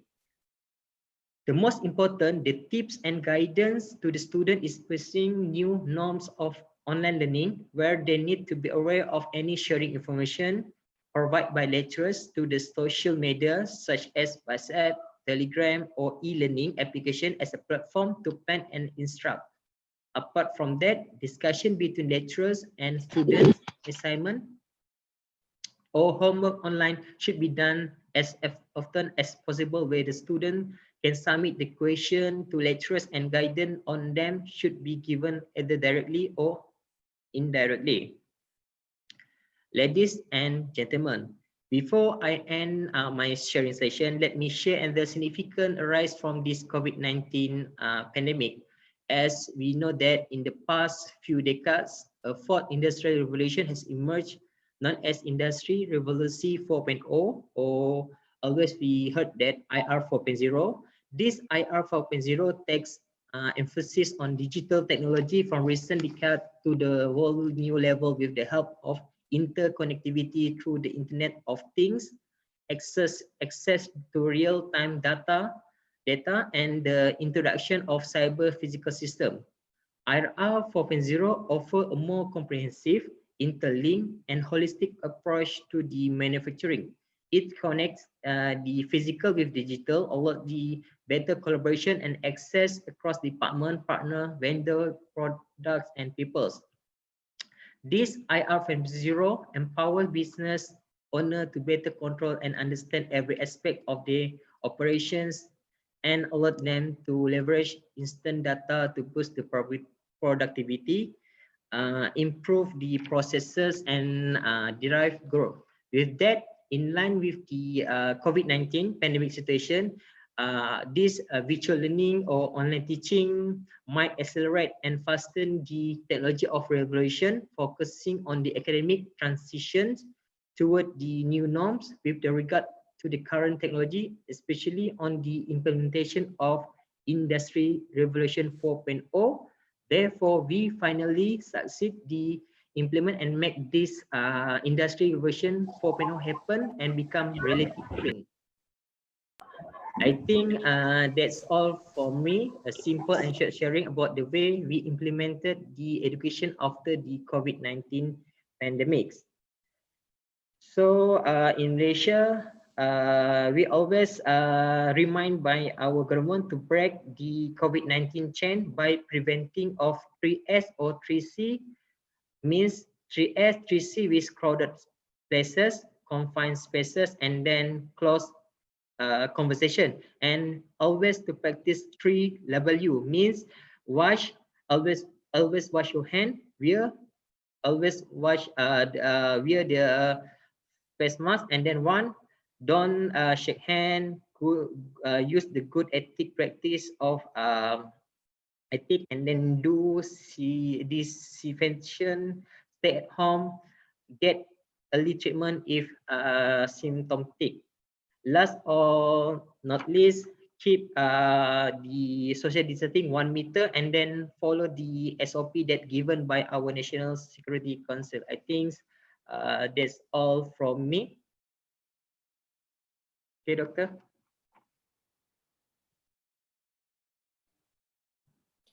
Massive thanks, Dr. Norzahir Sapawe, for your overview about the education after Corona, especially in Malaysia, and then also your perspective and what kind of challenge that we are going to have to deal with education after this pandemic COVID-19. Thank you, Prof. Norzahir Sapawe. And then we'll go to our next invited speaker here. It is the most senior guest and then the most experienced professor that we have from Bangladesh, Professor Dr. Maniruzzaman. Can you hear us, Prof? Yeah, I hear you. Please let me share my slides. Okay. You have kept it out. Okay, Prof. Before you're going to share your slide, I would like to read your Please, profile, go on. your Go on, please. curriculum vitae. Okay, ladies and gentlemen, here the curriculum vitae from Professor Dr. Muhammad Maniruzzaman. He is currently a professor, Department of English, Jahangirnagar University, Savar, Dhaka, Bangladesh. And then he's also an IELTS speaking examiner, IDP Bangladesh, obtained MA in English language and PhD in applied linguistics, and ELT from the University of Dhaka, completed the teacher methodology for TESOL at the University of Maryland, BC, e-teacher assessment at the University of Oregon, e-teacher educational technology at Iowa State University, and attended PDW 2013 at the University of Oregon, USA. He has 25 years teaching, research experience, and then more than 100 publications, including research papers, translators, book reviews, and books. His core interests include TESOL methodology, curriculum, syllabus design, materials development, assessment and testing, educational technology, and L2 teacher education. That's why before I read his biography here, this one of our senior invited speaker here, 25 teaching experience and then research experience. There will be many things to learn from Professor Dr. Maniruzzaman. And then time is yours, Prof. Thank you, Mr. Dr. Sufyan. Let me share my slides. You kept it disabled. Let me share my slides. Okay, Prof. I will set you as the co-host first. Okay, Prof. Now you can share your slide, please.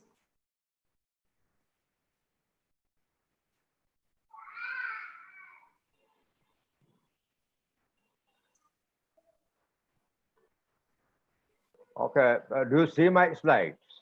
Yeah, it's clear, Prof. You can start your speech.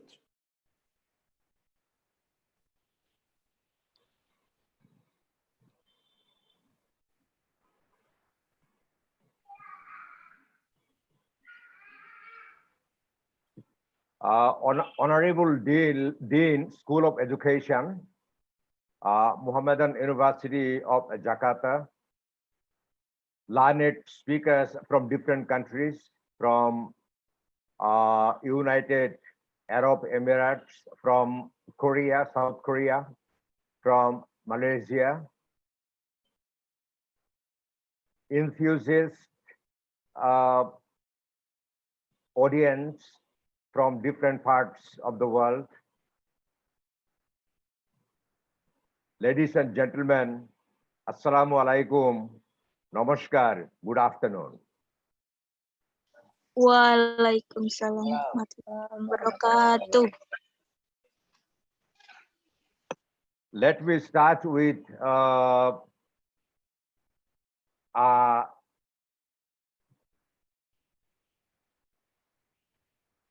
verse from the Quran. Bismillahirrahmanirrahim. Qul huwallahu ahad, Allahu samad, lam yalid wa lam yulad wa lam yakul lahu kufuwan ahad. We are really in a very trying time, very crisis time. We all are in uncertainty. We all are facing a lot of problems. Now we are living between life and death. So may Allah, may God, may our Creator bless us all.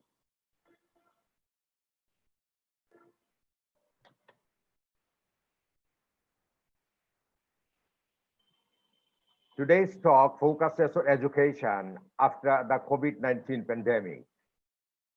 After the completion of the talk, you will envisage the possible scenario of education after the COVID-19 pandemic and have food for thought as well. Actually, I have considered my own context, the Bangladesh context, and I'm speaking from my own perspective. Today's my talk covers three major areas: the prevailing state across the globe, a hypothetical scenario after the COVID-19 pandemic, a possible plan for an implementation of education after the COVID-19 pandemic. Let me first give my talks on the prevailing state across the globe. It's COVID-19 time across the globe. We are now in an unprecedented state. We all across the globe have stress, tension, anxiety, apprehension, fear, uncertainty, and whatnot. Shelley perfectly contended, I fall upon the thorns of life, I bleed. We are still alive. We still lead our life. Let's maintain social distance, be health conscious, abide by health rules, cooperate with each other, stay safe, and bloom. Everything is changing. We are already in a changed world. Radical change will affect our mindset, thought, policy, activity, economy, education, communication, and so forth after the COVID-19 pandemic. Hopefully, we will soon overcome the COVID-19 pandemic. Shelley optimistically prophesied, if winter comes, can spring be far behind? Nonetheless, there is no return to yesterday. So institutions and individuals need to start from first principles, entering a post-coronavirus world, not in isolation, but in communication, cooperation, and collaboration. Let me now focus on a hypothetical predicted scenario after the COVID-19 pandemic. Like the flu virus, hepatitis A, B, C viruses, the coronavirus can lose its massive and destructive operations worldwide, but will not entirely vanish. I guess, I assume, I presume. Whatever happens in the future, hopefully, we'll be able to develop immunity and other measures, for example, vaccines, to successfully face and fight the common invisible foe. We ought to keep maintaining social distance, but fostering mutual sympathy and empathy, abiding by health rules prescribed by WHO and governments, enhancing medical facilities and ethical standards, replanning everything to live and earn our livelihood, customizing everything to suit the context and stakeholders. Most probably, the COVID-19 pandemic will not be the last or final crisis we are facing. And we all started confronting it without prior preparation. Therefore, we have to have pertinent and plenty of preparations, both mental and physical, for the days to come. I mean, we have a lot of challenges just in the days to come. So we have to take sufficient preparations to successfully face the challenges. Keeping the challenges in our mind, we can address some areas to modify, renovate, and improve.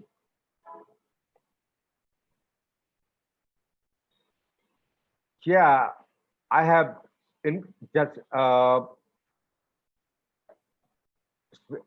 I have specified some important areas which should be addressed when we overcome the COVID-19 pandemic. Number one, we have to modify, change our mindset. We have to have sufficient motivation to accept the changes, to face the situation we are awaiting. And here we include policymakers, planners, management, teachers, students, non-academic staff members, guardians, parents, and employers, industries. So we should have, I think we should have a very different mindset. We should have sufficient motivation to face the situation after the COVID-19 pandemic. Secondly, we have to address infrastructure. As already Professor Naude, my dear Naude mentioned, actually in Asian countries, our students are used to face-to-face learning, face-to-face education. So when we are going to maintain social distancing, we can't continue face-to-face education.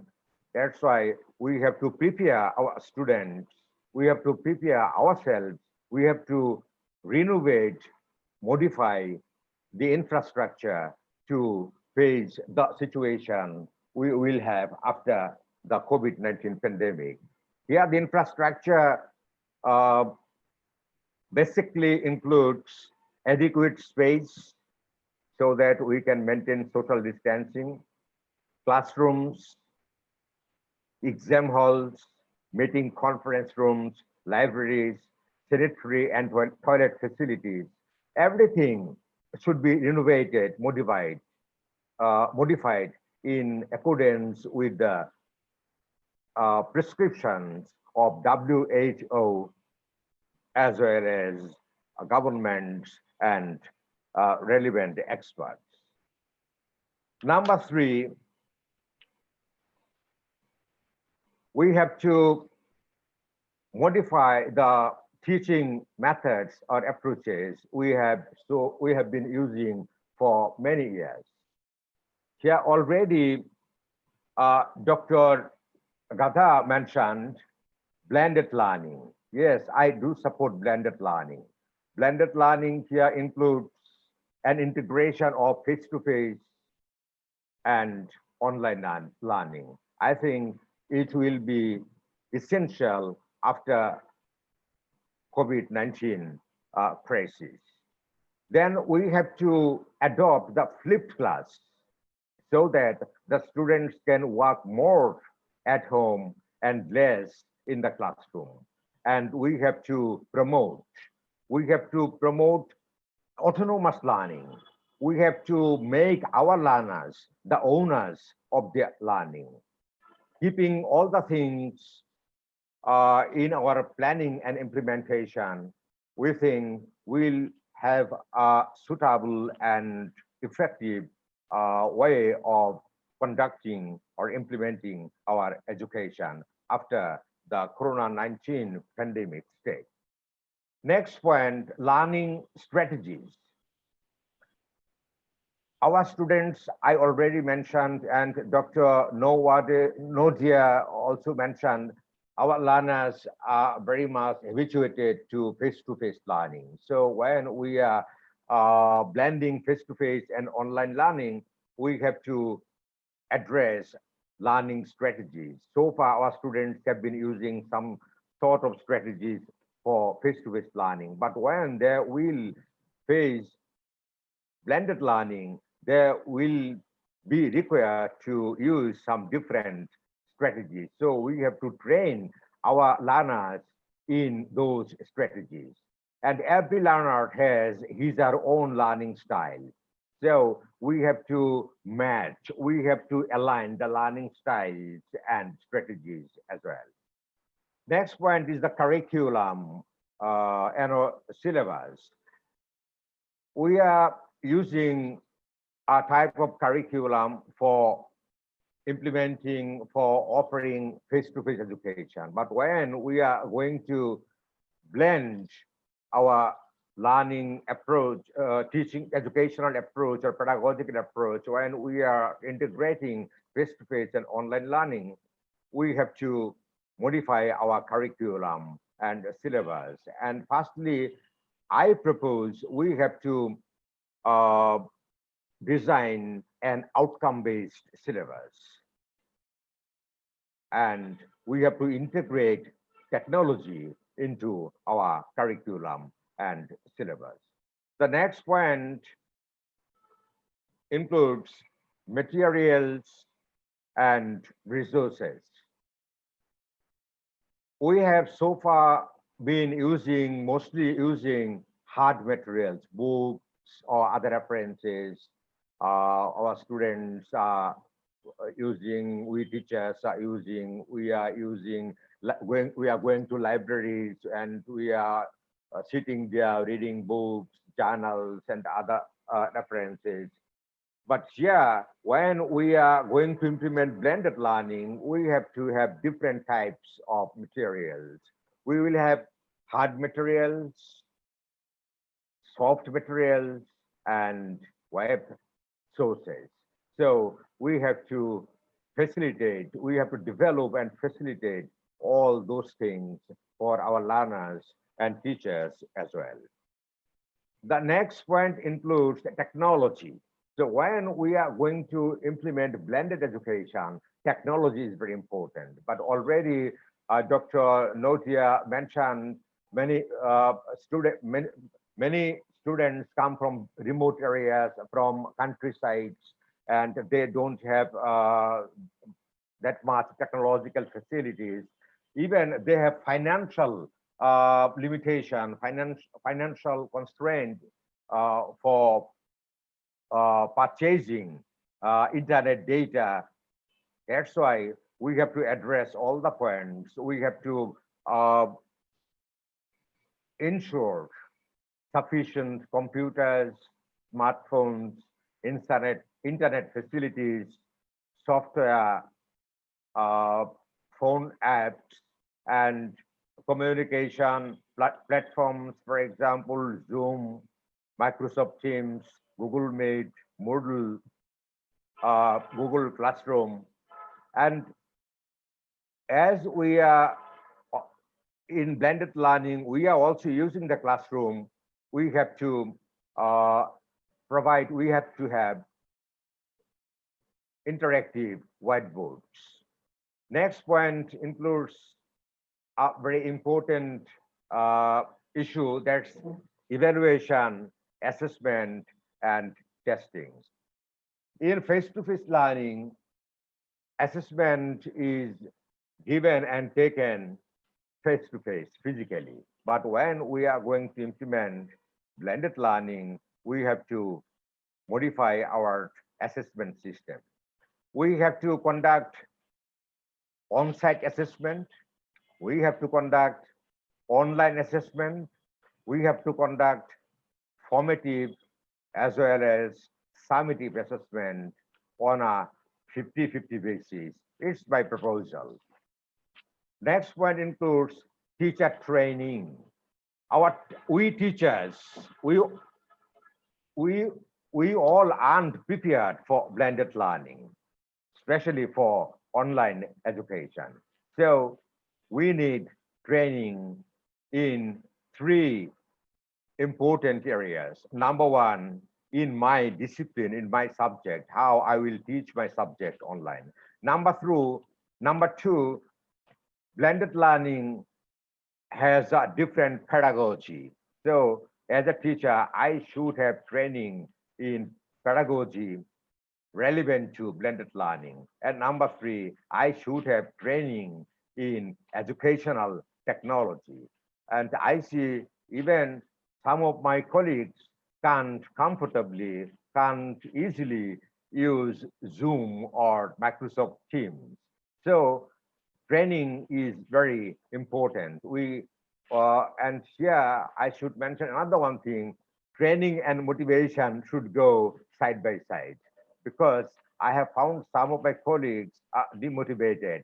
They are not interested in online learning. But when we are going to implement blended education, blended learning, we all should have motivation to implement that, and we all should have training to implement that. The next point includes non-academic staff members. In many ways, we depend on non-academic staff members, basically in two areas. We take technical support from them, and we also receive management related support from them. So they should be trained in technical areas as well as management areas. The next point, medical facilities.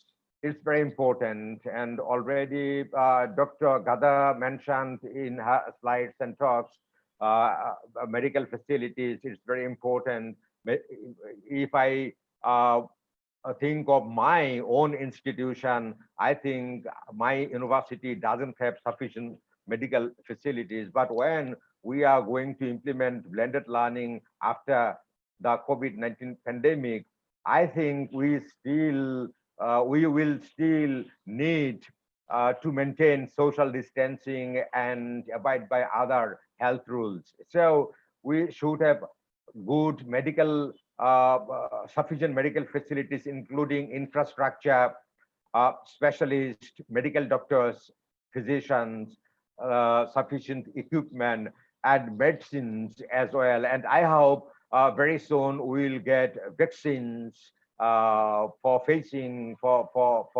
Corona-19 vaccine. And especially if I think of my university, our university has a lot of students, more than 15,000 students, and other academic and non-academic staff members. So our university is a family of around 20 to 25,000 people. So we need minimum 20 to 25,000 vaccines for protecting us against the COVID-19.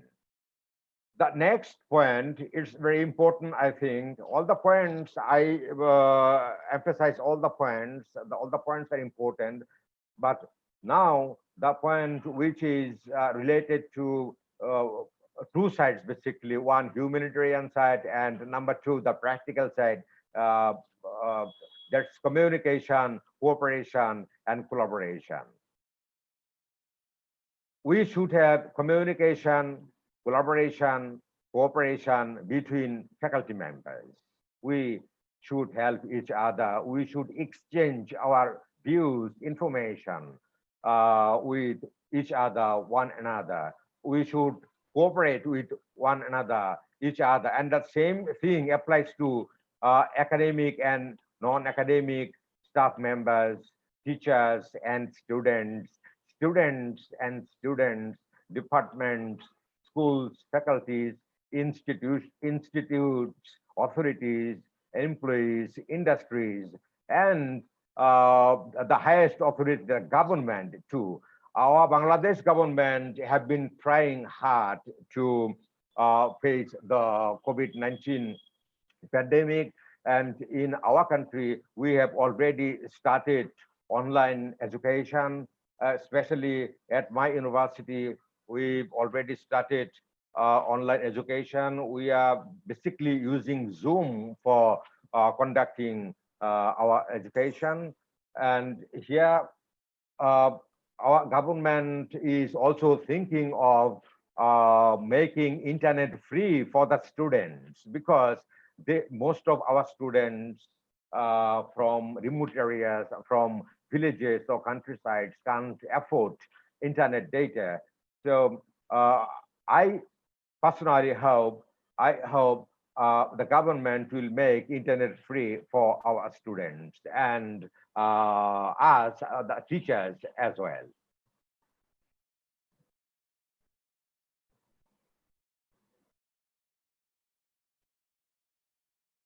Thank you very much.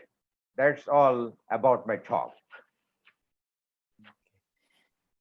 Thank you, Prof. Maniruzzaman, for such interesting kind of view of education, and then a comprehensive kind of explanation, yeah, for the education after COVID-19. Out of this one, as we discussed it earlier with all the invited speaker, we'll try to open Q&A, question and answer. We'll try to divide it into two sections. Yeah. The first section, it will be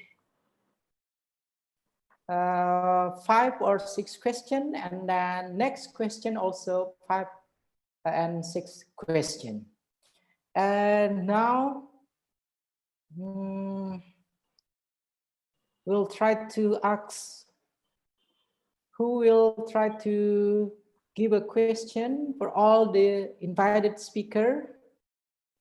Permission to ask a question, sir. Okay, thank you. The first question will come from Hafiz Agarit. Come on, time is yours, Hafiz. All right, thank you very much, Mr. Sofian. Assalamualaikum warahmatullahi wabarakatuh. Good afternoon, ladies and gentlemen. My name is Muhammad Hafiz Agarit.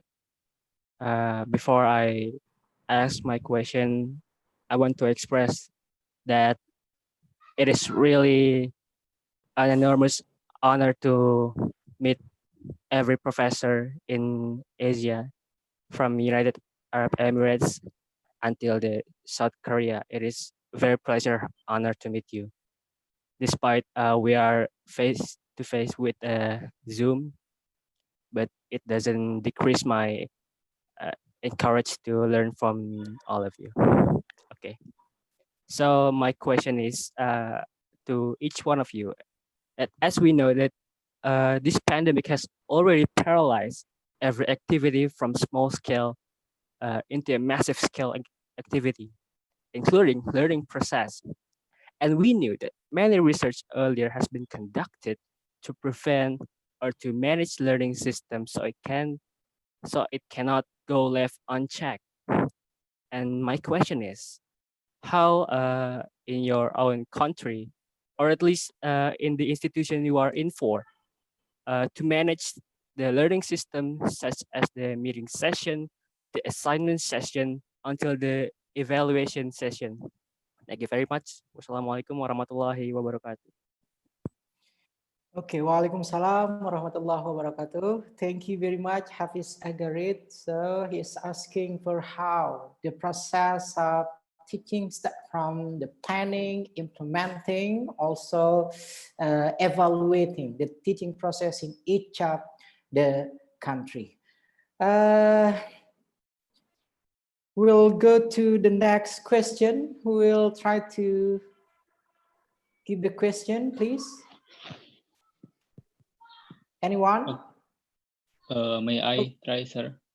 Okay, Afif Awan-Sabi, come on, Afif, time is yours, please. Okay, Assalamualaikum warahmatullahi wabarakatuh. My name is Afif Awan-Sabi, and before I ask my question, I also would like to tell that I'm also honored that I am able to meet many experienced lecturers and many the international professor here. And here is my question. I would like to ask about the situation for after COVID scenario. In the first lecturer, the Professor Ghadah, he said about the blended learning. In this scenario, I would like to know if you have your own strategy for blended learning after COVID-19. Thank you. Okay, thank you very much, Afif Awan-Sabi, for the question. And then maybe we'll go to the next question, please. The third question. Anyone like to pose the question? Please.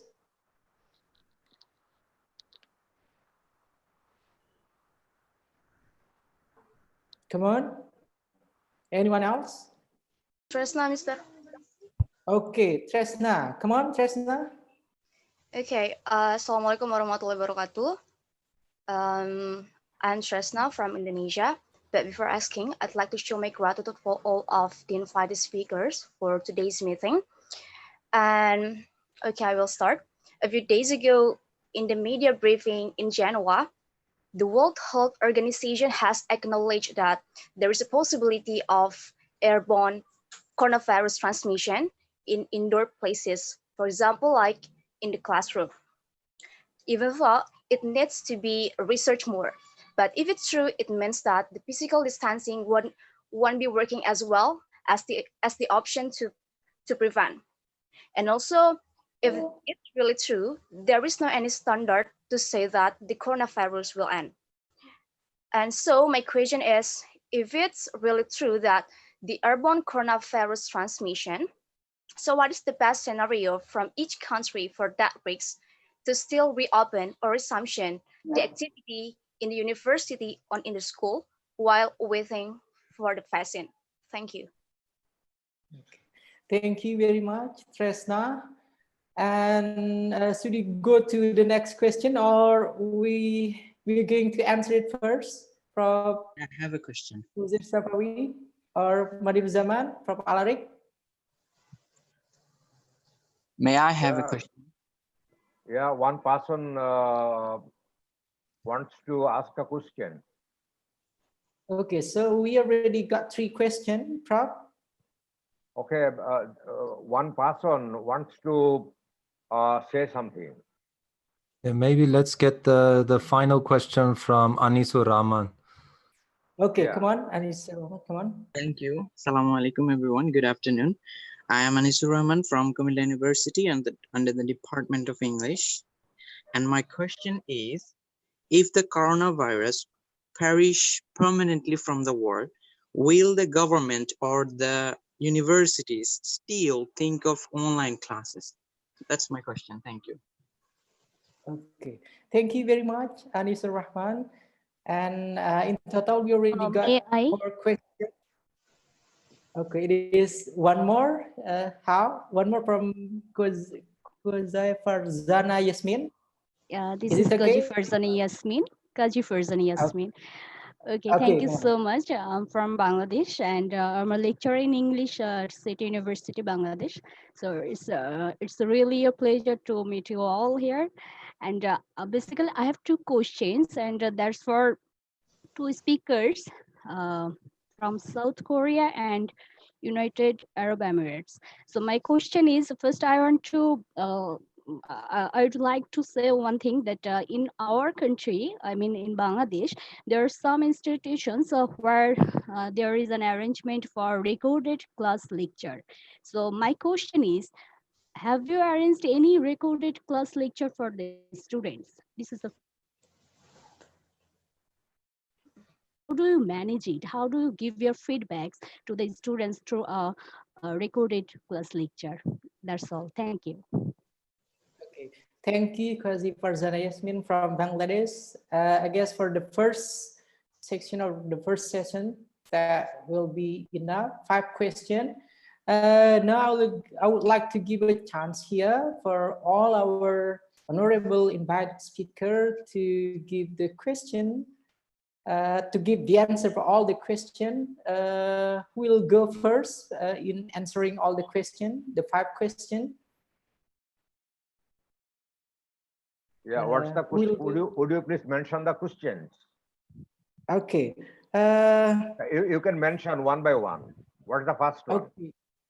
Okay, so the first question, it came from Hafiz Agarit. Hafiz Agarit, the conclusion for his question here, how the teacher or the lecturer in each of the countries joining this iTalk here manage planning, implementing, also evaluating the teaching process using the online one. How is it, Hafiz? It is the correct one, or do you have any additional? That is correct, sir. Okay. That will be the first question. Come on. Who will be the first to answer this question, please? If you allow me, I can respond to the question. Is the question how to implement, how to give lectures, how to prepare lectures, or please repeat the question. the whole process in teaching, Prof. Okay, is that actually, in my talk, I gave somehow a picture of how to implement education after the COVID-19 pandemic, isn't it? So, if I think of my university, here I already mentioned we have already started online education. All right, we are using Zoom and we are giving lectures. We are providing with materials to our students and we are interacting with our students. All right, and we are also giving feedback to our students. But as to regarding assessment, we haven't yet decided anything. Our experts are working on that, and hopefully within a few days, within 1 week or 2 weeks, we'll be able to decide and plan how to assess our students' learning or our students' learning outcome. Have you got any supplementary questions?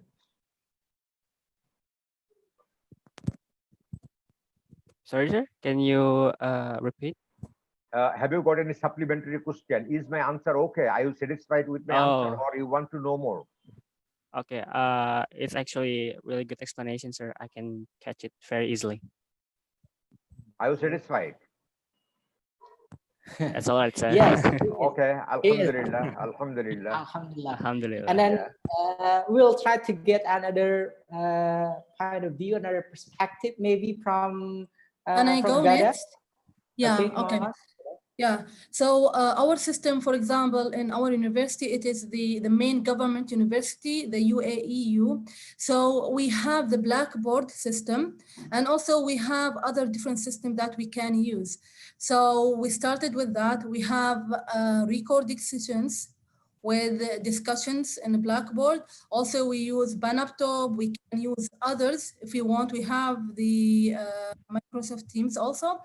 So for the evaluation, we already had the evaluation. We have an online system for evaluation. It's called the LOMS. We are using it. So we have also like surveys for the students, reflections, interviews. So we have different kind of evaluation systems. It's regarding the learning outcome from the institutional to the the programs to the college to the course outcomes. So alhamdulillah, we have all that in different ways. Yeah. Thank you, Prof. Ghadah. Next will be from Prof. Alaric or from Prof. Norzahir first. Prof. Alaric. Yeah. Okay, come on, Prof. Alaric. So it was Hafiz. Hi. Hello, sir. Hafiz Agarit. Yeah. So for the, you see, I teach in 2 departments, so my situation is a little bit complicated. With the general ESL, English as a second language, we just focus on providing some kind of basic English language skills. I think, Indonesia and certainly Bangladesh, with the colonial history there, they have a high level of English, but in Korea, it's kind of mixed. So you have students that have really high levels of English and students with low levels of English. So that's a bit of a challenge sometimes. So for that department, we basically try to give them the basic skills they need to have conversation and that kind of thing. And then assessment will really depend on the university's given us kind of free way. So individual professors can decide how they assess. Personally, I let the students do recordings and do presentations, because obviously language, I want to see some kind of language production, speaking and not just writing. Otherwise they can go and Google Translate and copy something down. So to avoid that kind of problem, I do that. And then the nursing department, they're learning clinical English, which is very high, basically just Latin and Greek. It's a similar case. They have to give some kind of spoken and written assignment throughout the course. It's actually part of our university regulation that they have to give in homework every week. So I mark every student's homework every week and give feedback to each individual student. And that kind of also answers the question by Qazi Farzana. All our lectures are pre-recorded. So there's a weekly slot where students are given a time that they have to A, watch the lecture, and then B, they also have to give their homework in at that time. So every week I give feedback. It's kind of hard work for me, but it keeps the students motivated, and it also keeps me motivated because I'm in constant contact with the students. I hope that answers your question. Thank you, sir. Thank you so much, sir.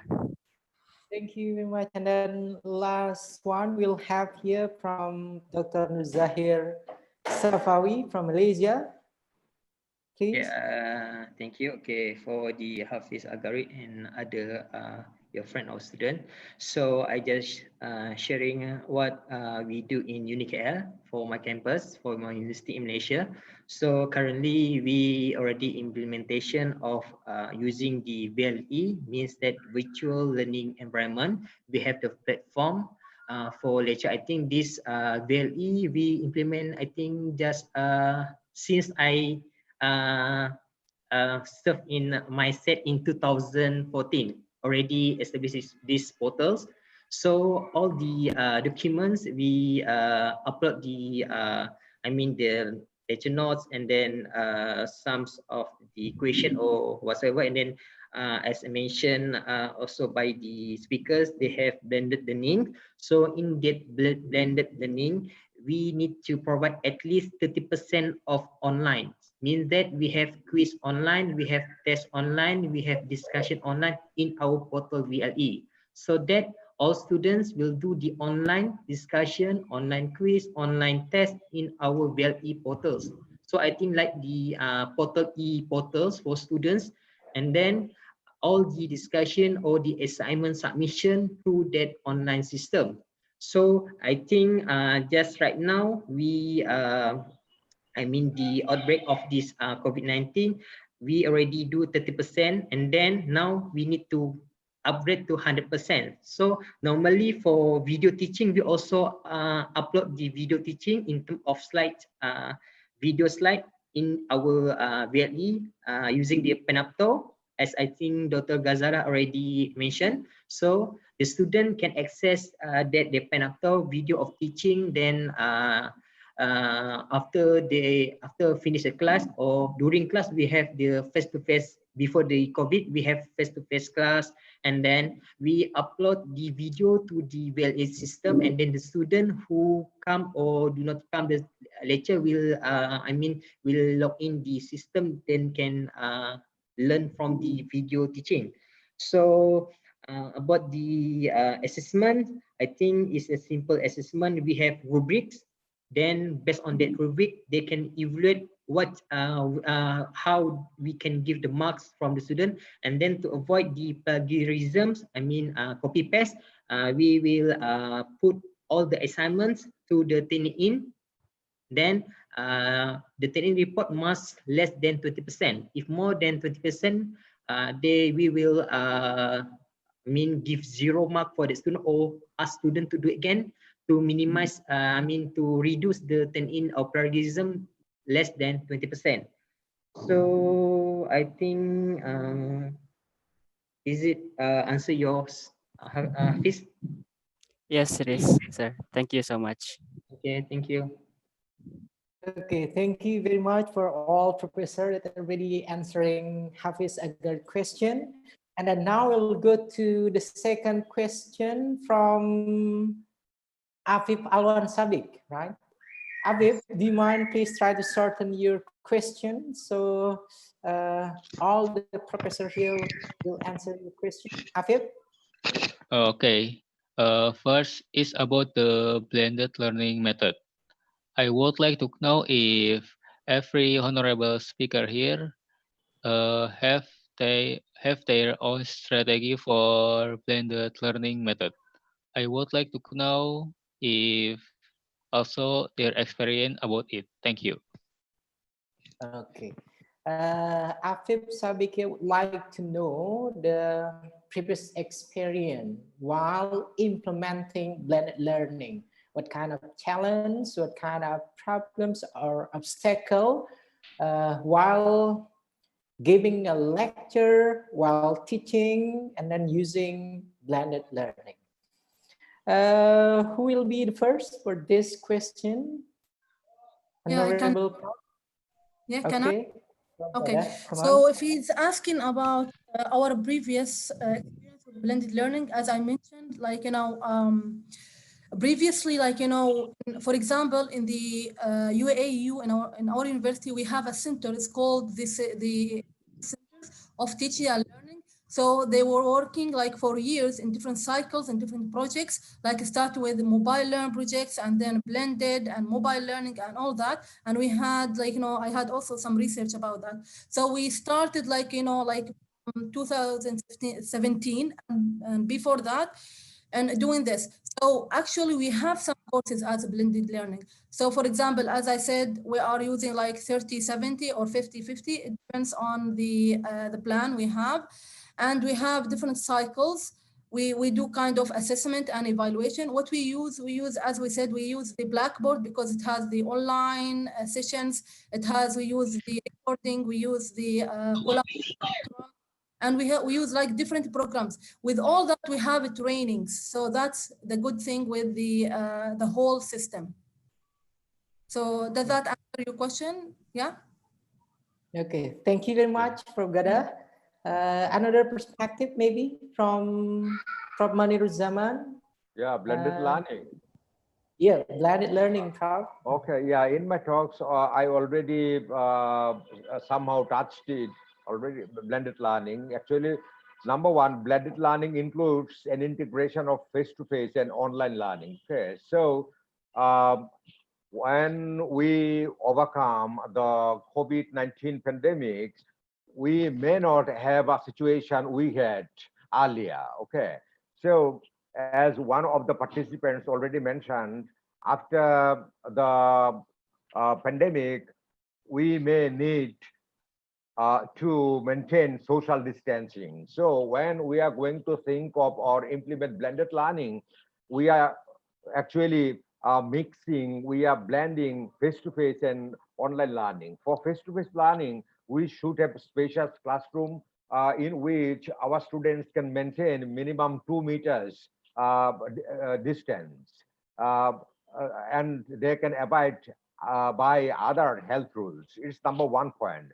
Number 2 point, our students should be motivated to receive blended education, to be involved in blended education. Our teachers should be trained. We should be trained to implement blended learning, because after when we are going to implement blended learning, our face-to-face learning will be a little different, number one, and we are going to add a different type of mode of learning, that's online learning. So for conducting online teaching and learning, our teachers should be sufficiently trained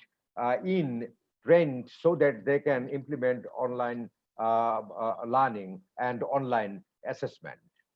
Thank you.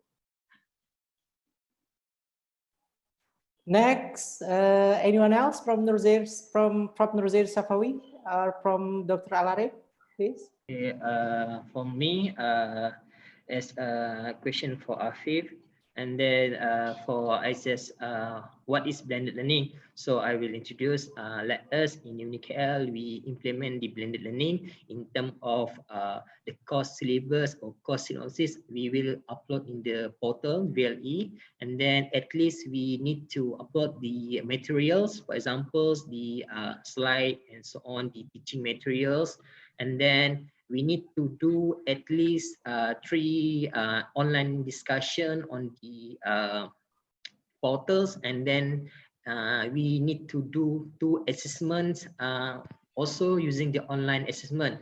This all the criteria is met in order to consider that our course is blended learning. So as there are some difficulty, but difficulty is I think the internet access. That is on the problem, because if you don't have any internet, so that is difficult to student to download and then to do the streaming on the e-learning portals. And then one more thing, in our campus we have the all lecture conduct in the smart classroom, means that we have a smart board, means that we can do dual mode of teaching. We have face-to-face teaching, and we can also conduct online teaching at the same time in the classroom, because we have I think starting last year, our classroom already changed to the smart classroom, all for the all lectures, means that we can conduct lecture as online and also face to face. And then during the COVID, because we are the students starting to come to campus, but not all of them to come campus, we need to do a dual mode of the lecture. Some student can do for face-to-face, and then some student will stream the online via the Teams, like for example Teams or like Zoom lah, this one. So the most important for learning online is internet. That is all. If don't have internet, it's difficult, and then connectivity. But feel good that UniKL sponsored for the student free internet, and then they give student internet free until December. So this is initiative from our university to make sure that all students access for the internet. And then our government also give free internet 1 gig, but I think for online is not enough for 1 gig for one month.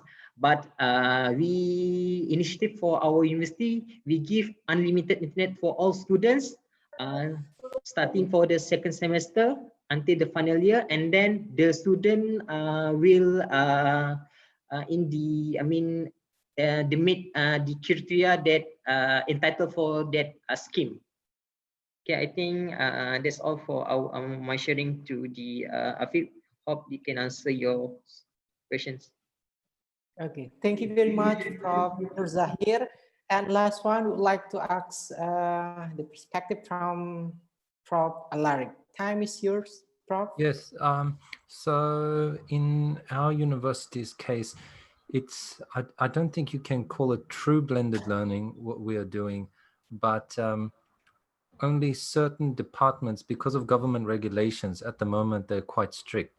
So basically, for example, the nursing department, all theory subjects are held only online. So the basic knowledge type classes. And then for practical classes, because obviously nursing, you have to do some practical tests for you to pass, and then later you need to do your main practical test. So only preparation for those classes, those are the only classes that are done face-to-face. The other classes for which that is done are kind of practical engineering classes, mechanical classes, where you have to actually physically do the whatever process you're going through. So only those classes are done in a blended learning way. My classes are 100% online. The only difference was the final exams. And what they did was, because of social distancing, they broke up each year level. So first year students, second year students, third year students, and they did not have all students coming to the campus at the same time. Otherwise, there's not enough classes.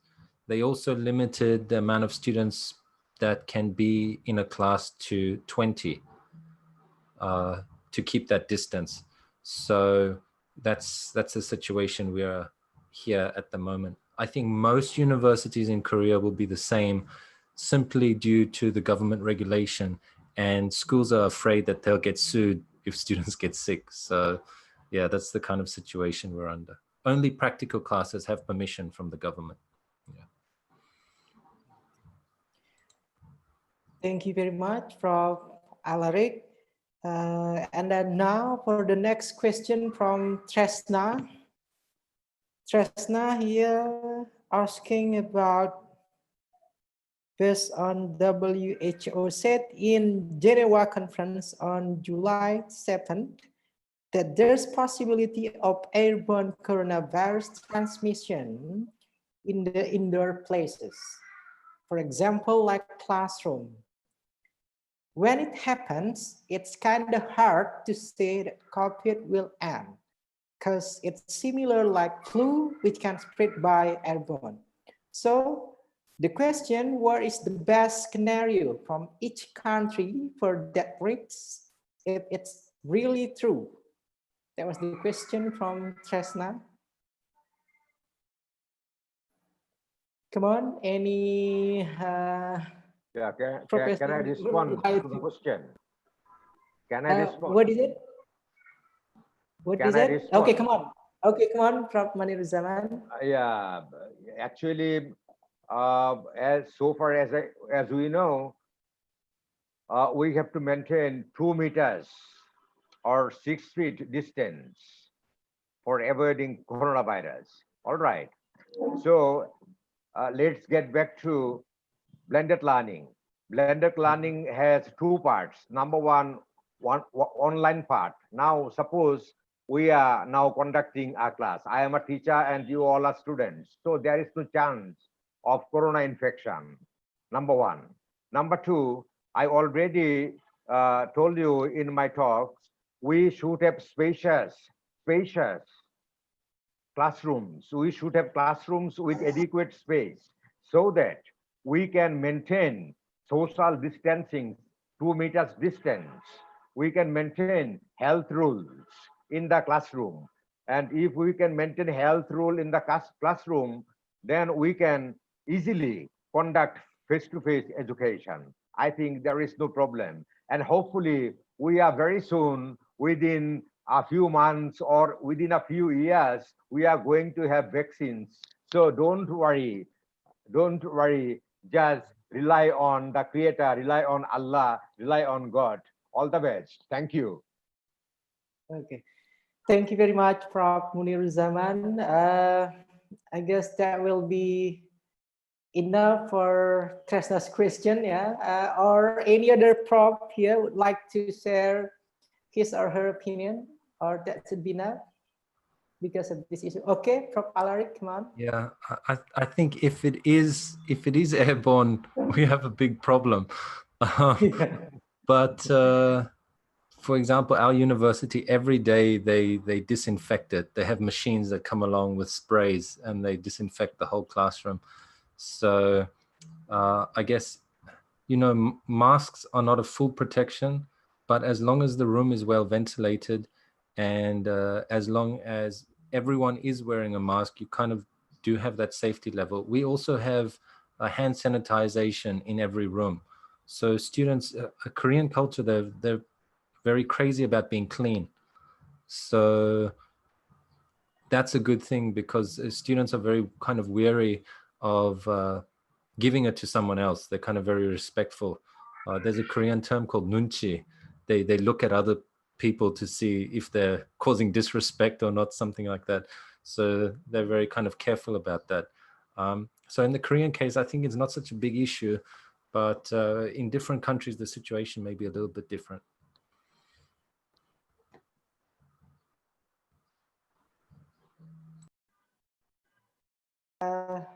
Thank you very much. We have 2 more questions here from Anisur Rahman and also from, what is it? Let me see it. From Bangladesh, yeah, the previous from Bangladesh.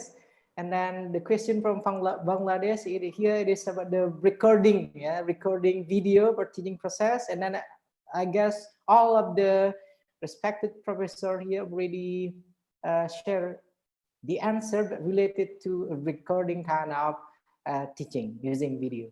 And then last one from Anisur Rahman. Anisur Rahman, can you hear us? Yes. Anisur Rahman.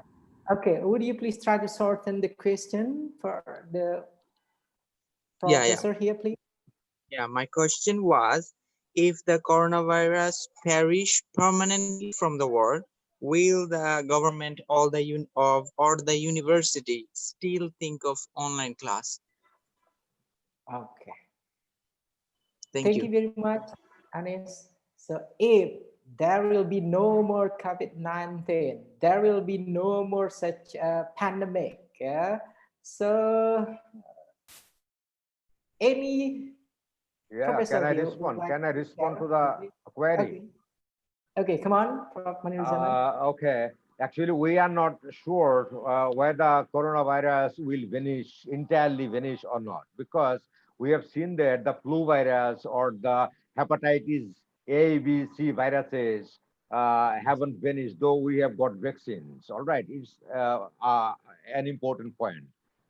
Number two, if we can implement blended learning, online learning plus face-to-face learning, it's already proved through research that blended learning is more effective than either face-to-face learning or online learning.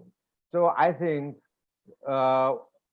suppose coronavirus will vanish completely, then we should continue blended learning because of two things. Number one, blended learning is more effective than other modes of learning. And number two, another one type of virus may come to attack us in future. We don't know. That's why we should continue online as well as face-to-face learning, a mixture of face-to-face and online learning. Thank you very much.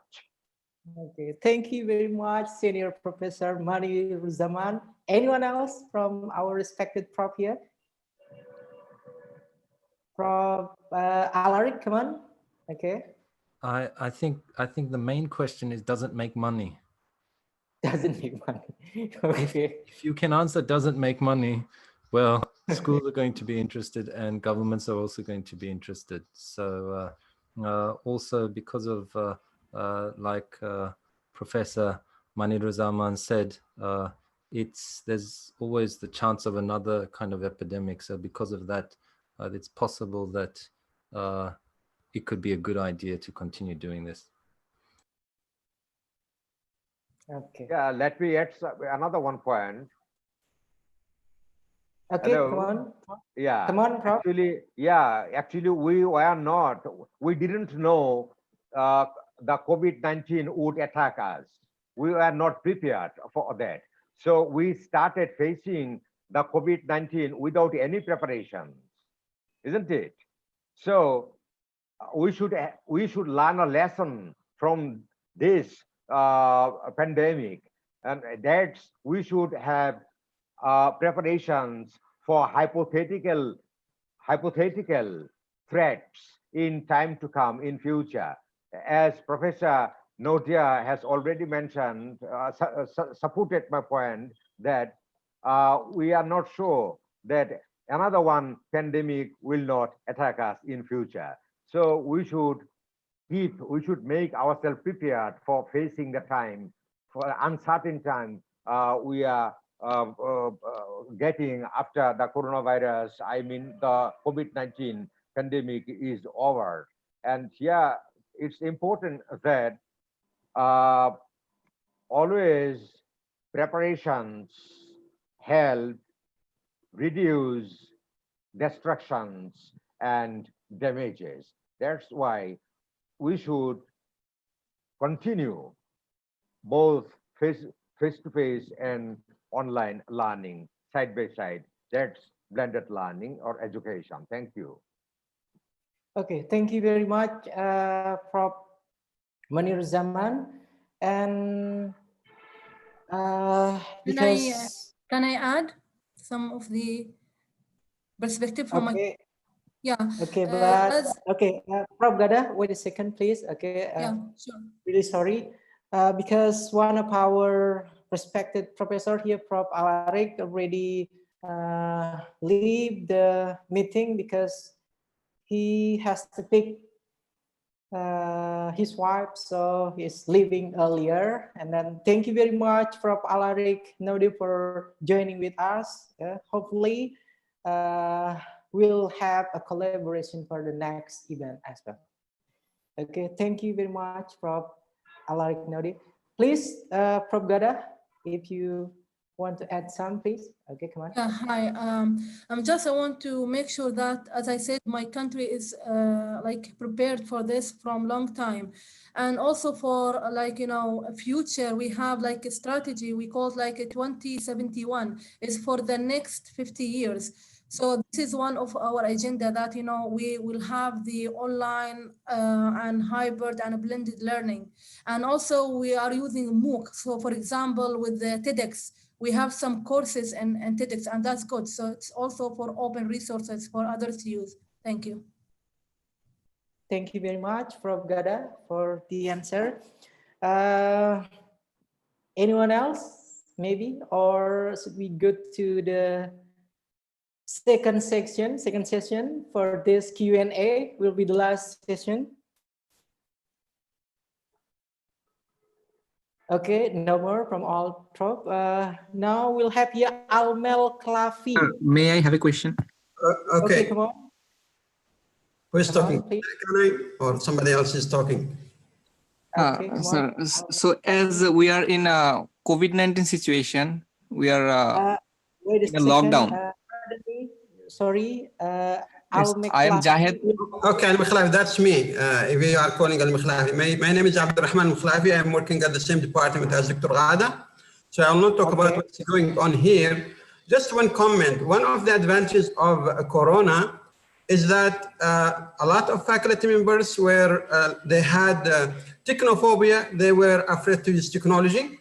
As a result of COVID-19, they started training themselves and attending sessions and started using blended learning and online. So that is one advantage.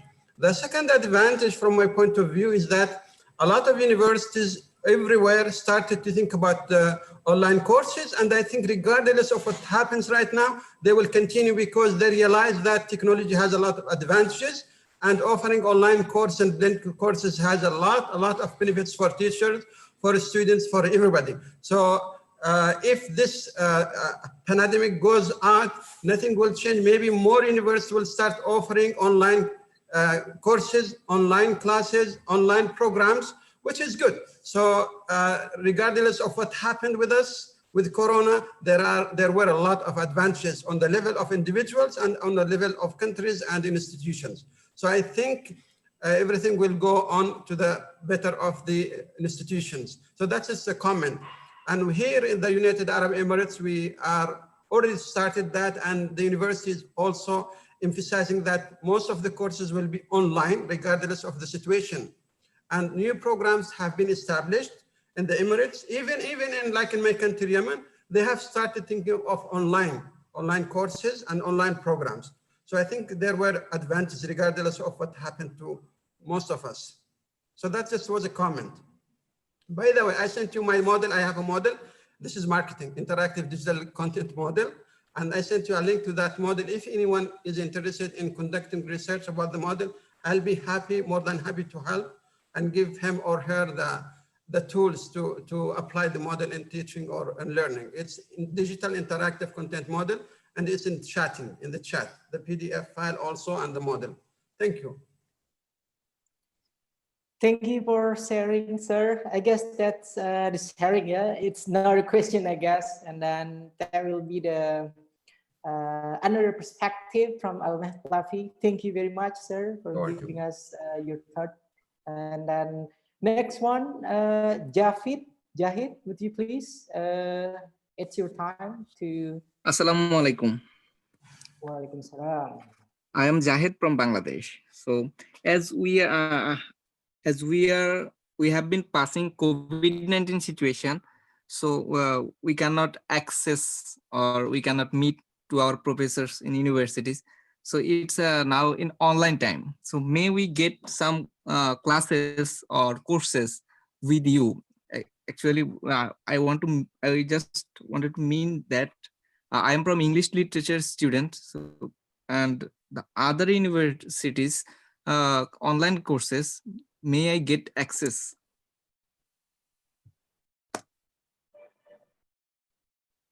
Okay, and then? Yes, that's all. Okay, thank you very much. Anyone else would like to share their opinion, their perspective, okay? Or any question? Ale? Okay, come on. Okay. I would like to ask a question. So before I ask the question, I would like to say thank you to all the speakers for giving us the lessons and the talk. My question is, so the WHO has given the protocols for us to obey, and also the government for each countries also have different protocols. But in some countries, they are low on disciplines and sometimes can be very ignorant. So how to in your perspectives, how to encourage the students to obey the rules that has been released by the government?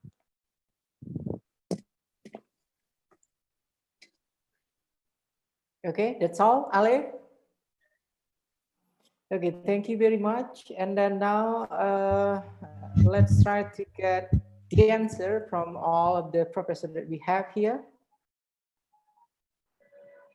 One,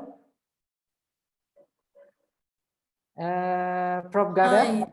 Yeah, you mean as a government? Like, for example, if we think about our country, the UAE, we have like, you know, fees and all that. We have like, you know, all like, you know, legal issues regarding if anyone like did anything regarding this, like, as you said, ignorance or not following the policies and the rules. So we have like, you know, fees and we have all kind of policies. And it is all updated like daily and all that. Okay. Thank you. Next, from Prof. Norzahir, it's look like you're going to answer it. Prof. Norzahir, come on. Or from Maniruzzaman first.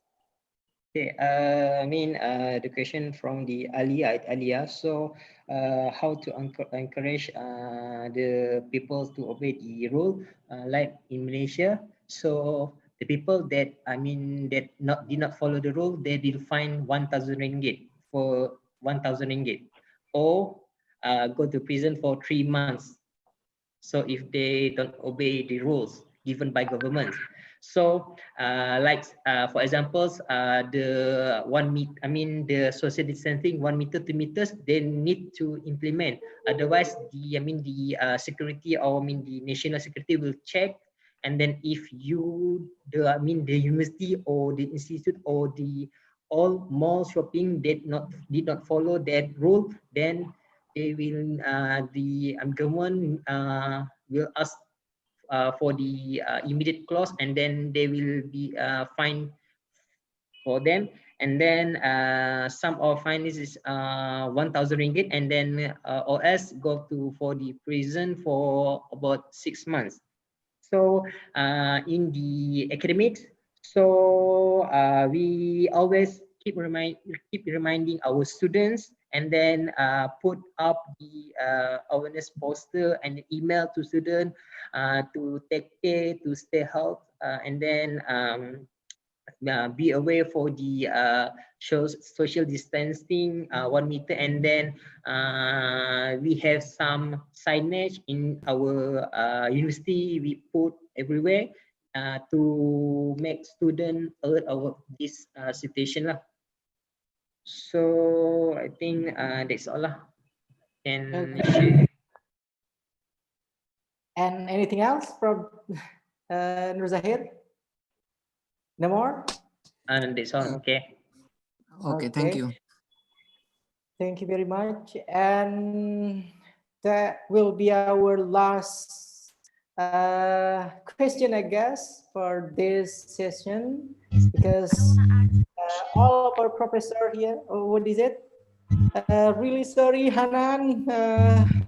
We have no more chance here to pose a question, I guess, because all of our respected professor here, they're really busy. After this one, they have another program. Yeah, I'm pretty sure that Prof. Norzahir Sapawe, Prof.Dr. Maniruzzaman, also Prof. Ghadah Murshidi have many programs to attend. and really glad and then really honored to be part of this international talk event. Thank you very much for joining with us, from Dr. Norzahir Sapawe, Prof. Muhammad Maniruzzaman, and Prof. Ghadah Al-Murshidi. But before we are going to end this international talk, I would like to please ask all of you to hold your smile around 1 minute so I can take the picture, because we have here the first participant, we have around 278, and then now here it is 186. Yeah, there may drop on our participant. Would you please, all the participants, ladies and gentlemen, try to give your best smile, so this will be our documentation. Okay, 3, 2, 1. Okay, first slide. 3, 2, 1. 3, 2, 1. 3, 2, 1. Okay, last one. 3, 2, 1. Okay, thank you very much. All the respected professor that really delivered the speech here, and then our hope, as we discussed it for the previous one, we hope this will be the first iTalk that will help. Hopefully the second may be respected Professor Dr. Maniruzzaman will be the second iTalk as the host from the university. The third maybe from Ghadah, and the fourth maybe from Dr. Norzahir.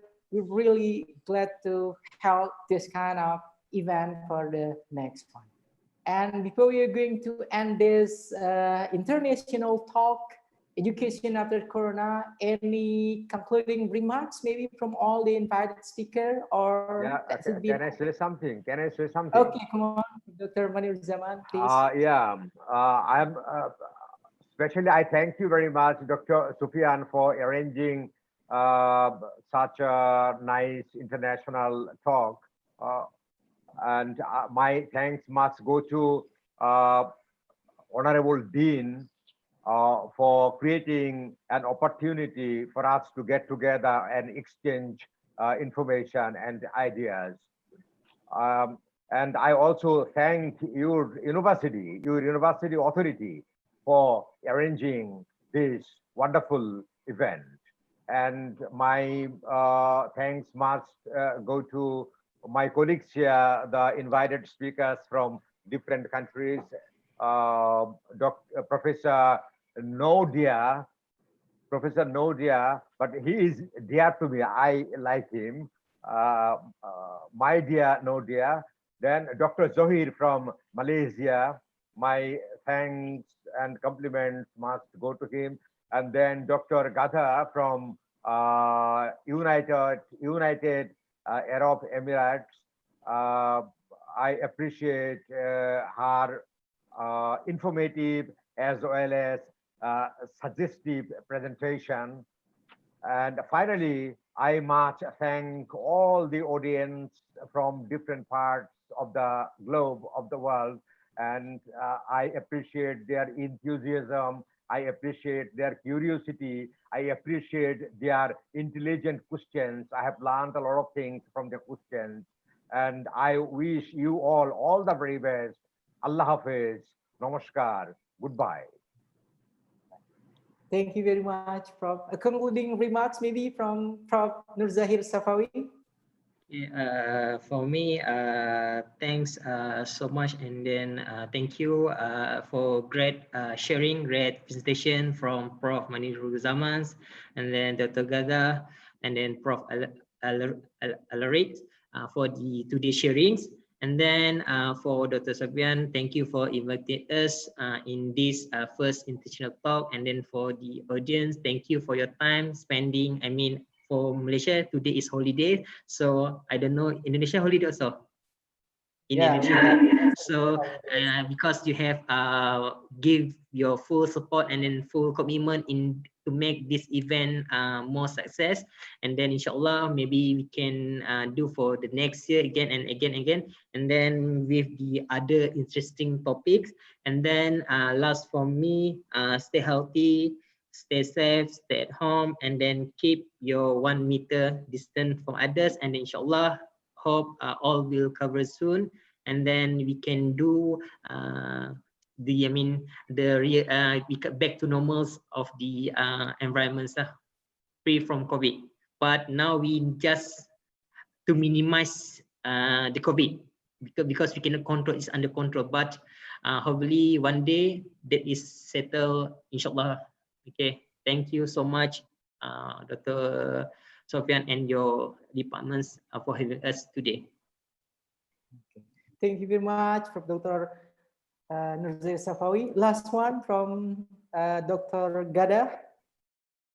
Any concluding remarks? Anything that you would like to convey, please? Yes, I would like to thank all the invited speakers and all the presenters and also the participants for this. It is, as I said, international. I learned a lot about South Korea, Indonesia, and Bangladesh. That, you know, when you read in the news, it's different than when you hear from real people and real experiences, which is great. And I would like to thank my colleague, Dr. Abdurrahman al-Mukhlafi, who just joined, and our acting dean, Dr. Najwa, she joined earlier. And thanks for all the participants and the speaker. Thank you. Okay. Thank you very much, Dr. Ghadah. And to end this meaningful event, I would like to ask all the participants here, let's try to read and recite Alhamdulillah Rabbil Alamin. Alhamdulillah Rabbil Alamin. Finally, we come to the end of this session. And for those patient participants of this, I talk first international talk about education after Corona here. We already share the link of the certificate, so you can use it. Yeah, you can download the certificate directly from your chat. And then for those that leaving the meeting, I have no idea. We're not giving them certificate, I guess. Yeah. Only 168 of students that already participant here that already still with us. One more time, thank you very much, Prof.Dr. Muhammad Maniruzzaman from Bangladesh. Thank you very much, Prof.Dr. Norzahir Sapawe from Malaysia, and then really our beloved, our honorable Prof.Dr. Ghadah Al-Murshidi from United Arab Emirates. Hopefully, we are going to have our next session, our next event, our next international talk. Yeah, and then this, as I mentioned it earlier, will not be our last meeting. And everybody, one more time, thank you very much for the participant. Thank you for all my dear student, and then for all the lecturer that attend this event. Hopefully you guys still stay healthy and then be an inspiring kind of student, be an inspiring kind of teacher, and then be one of the human that can give advantage to others. And then the last, to end this session, I would like to say Assalamualaikum warahmatullahi wabarakatuh. Waalaikumsalam warahmatullahi wabarakatuh. Waalaikumsalam warahmatullahi wabarakatuh. Assalamualaikum warahmatullahi wabarakatuh. Thank you so much, Mr. Yeah. Thank you so much, Mr. Sir. Thank you so much. Thank you so much. Thank you. Thank you.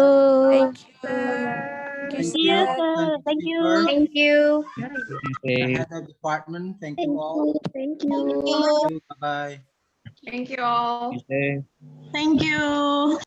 Thank you, Mr. Thank you, Mr. Okay, goodbye, everybody. Bye. Bye. Goodbye. Goodbye. Thank you for the information.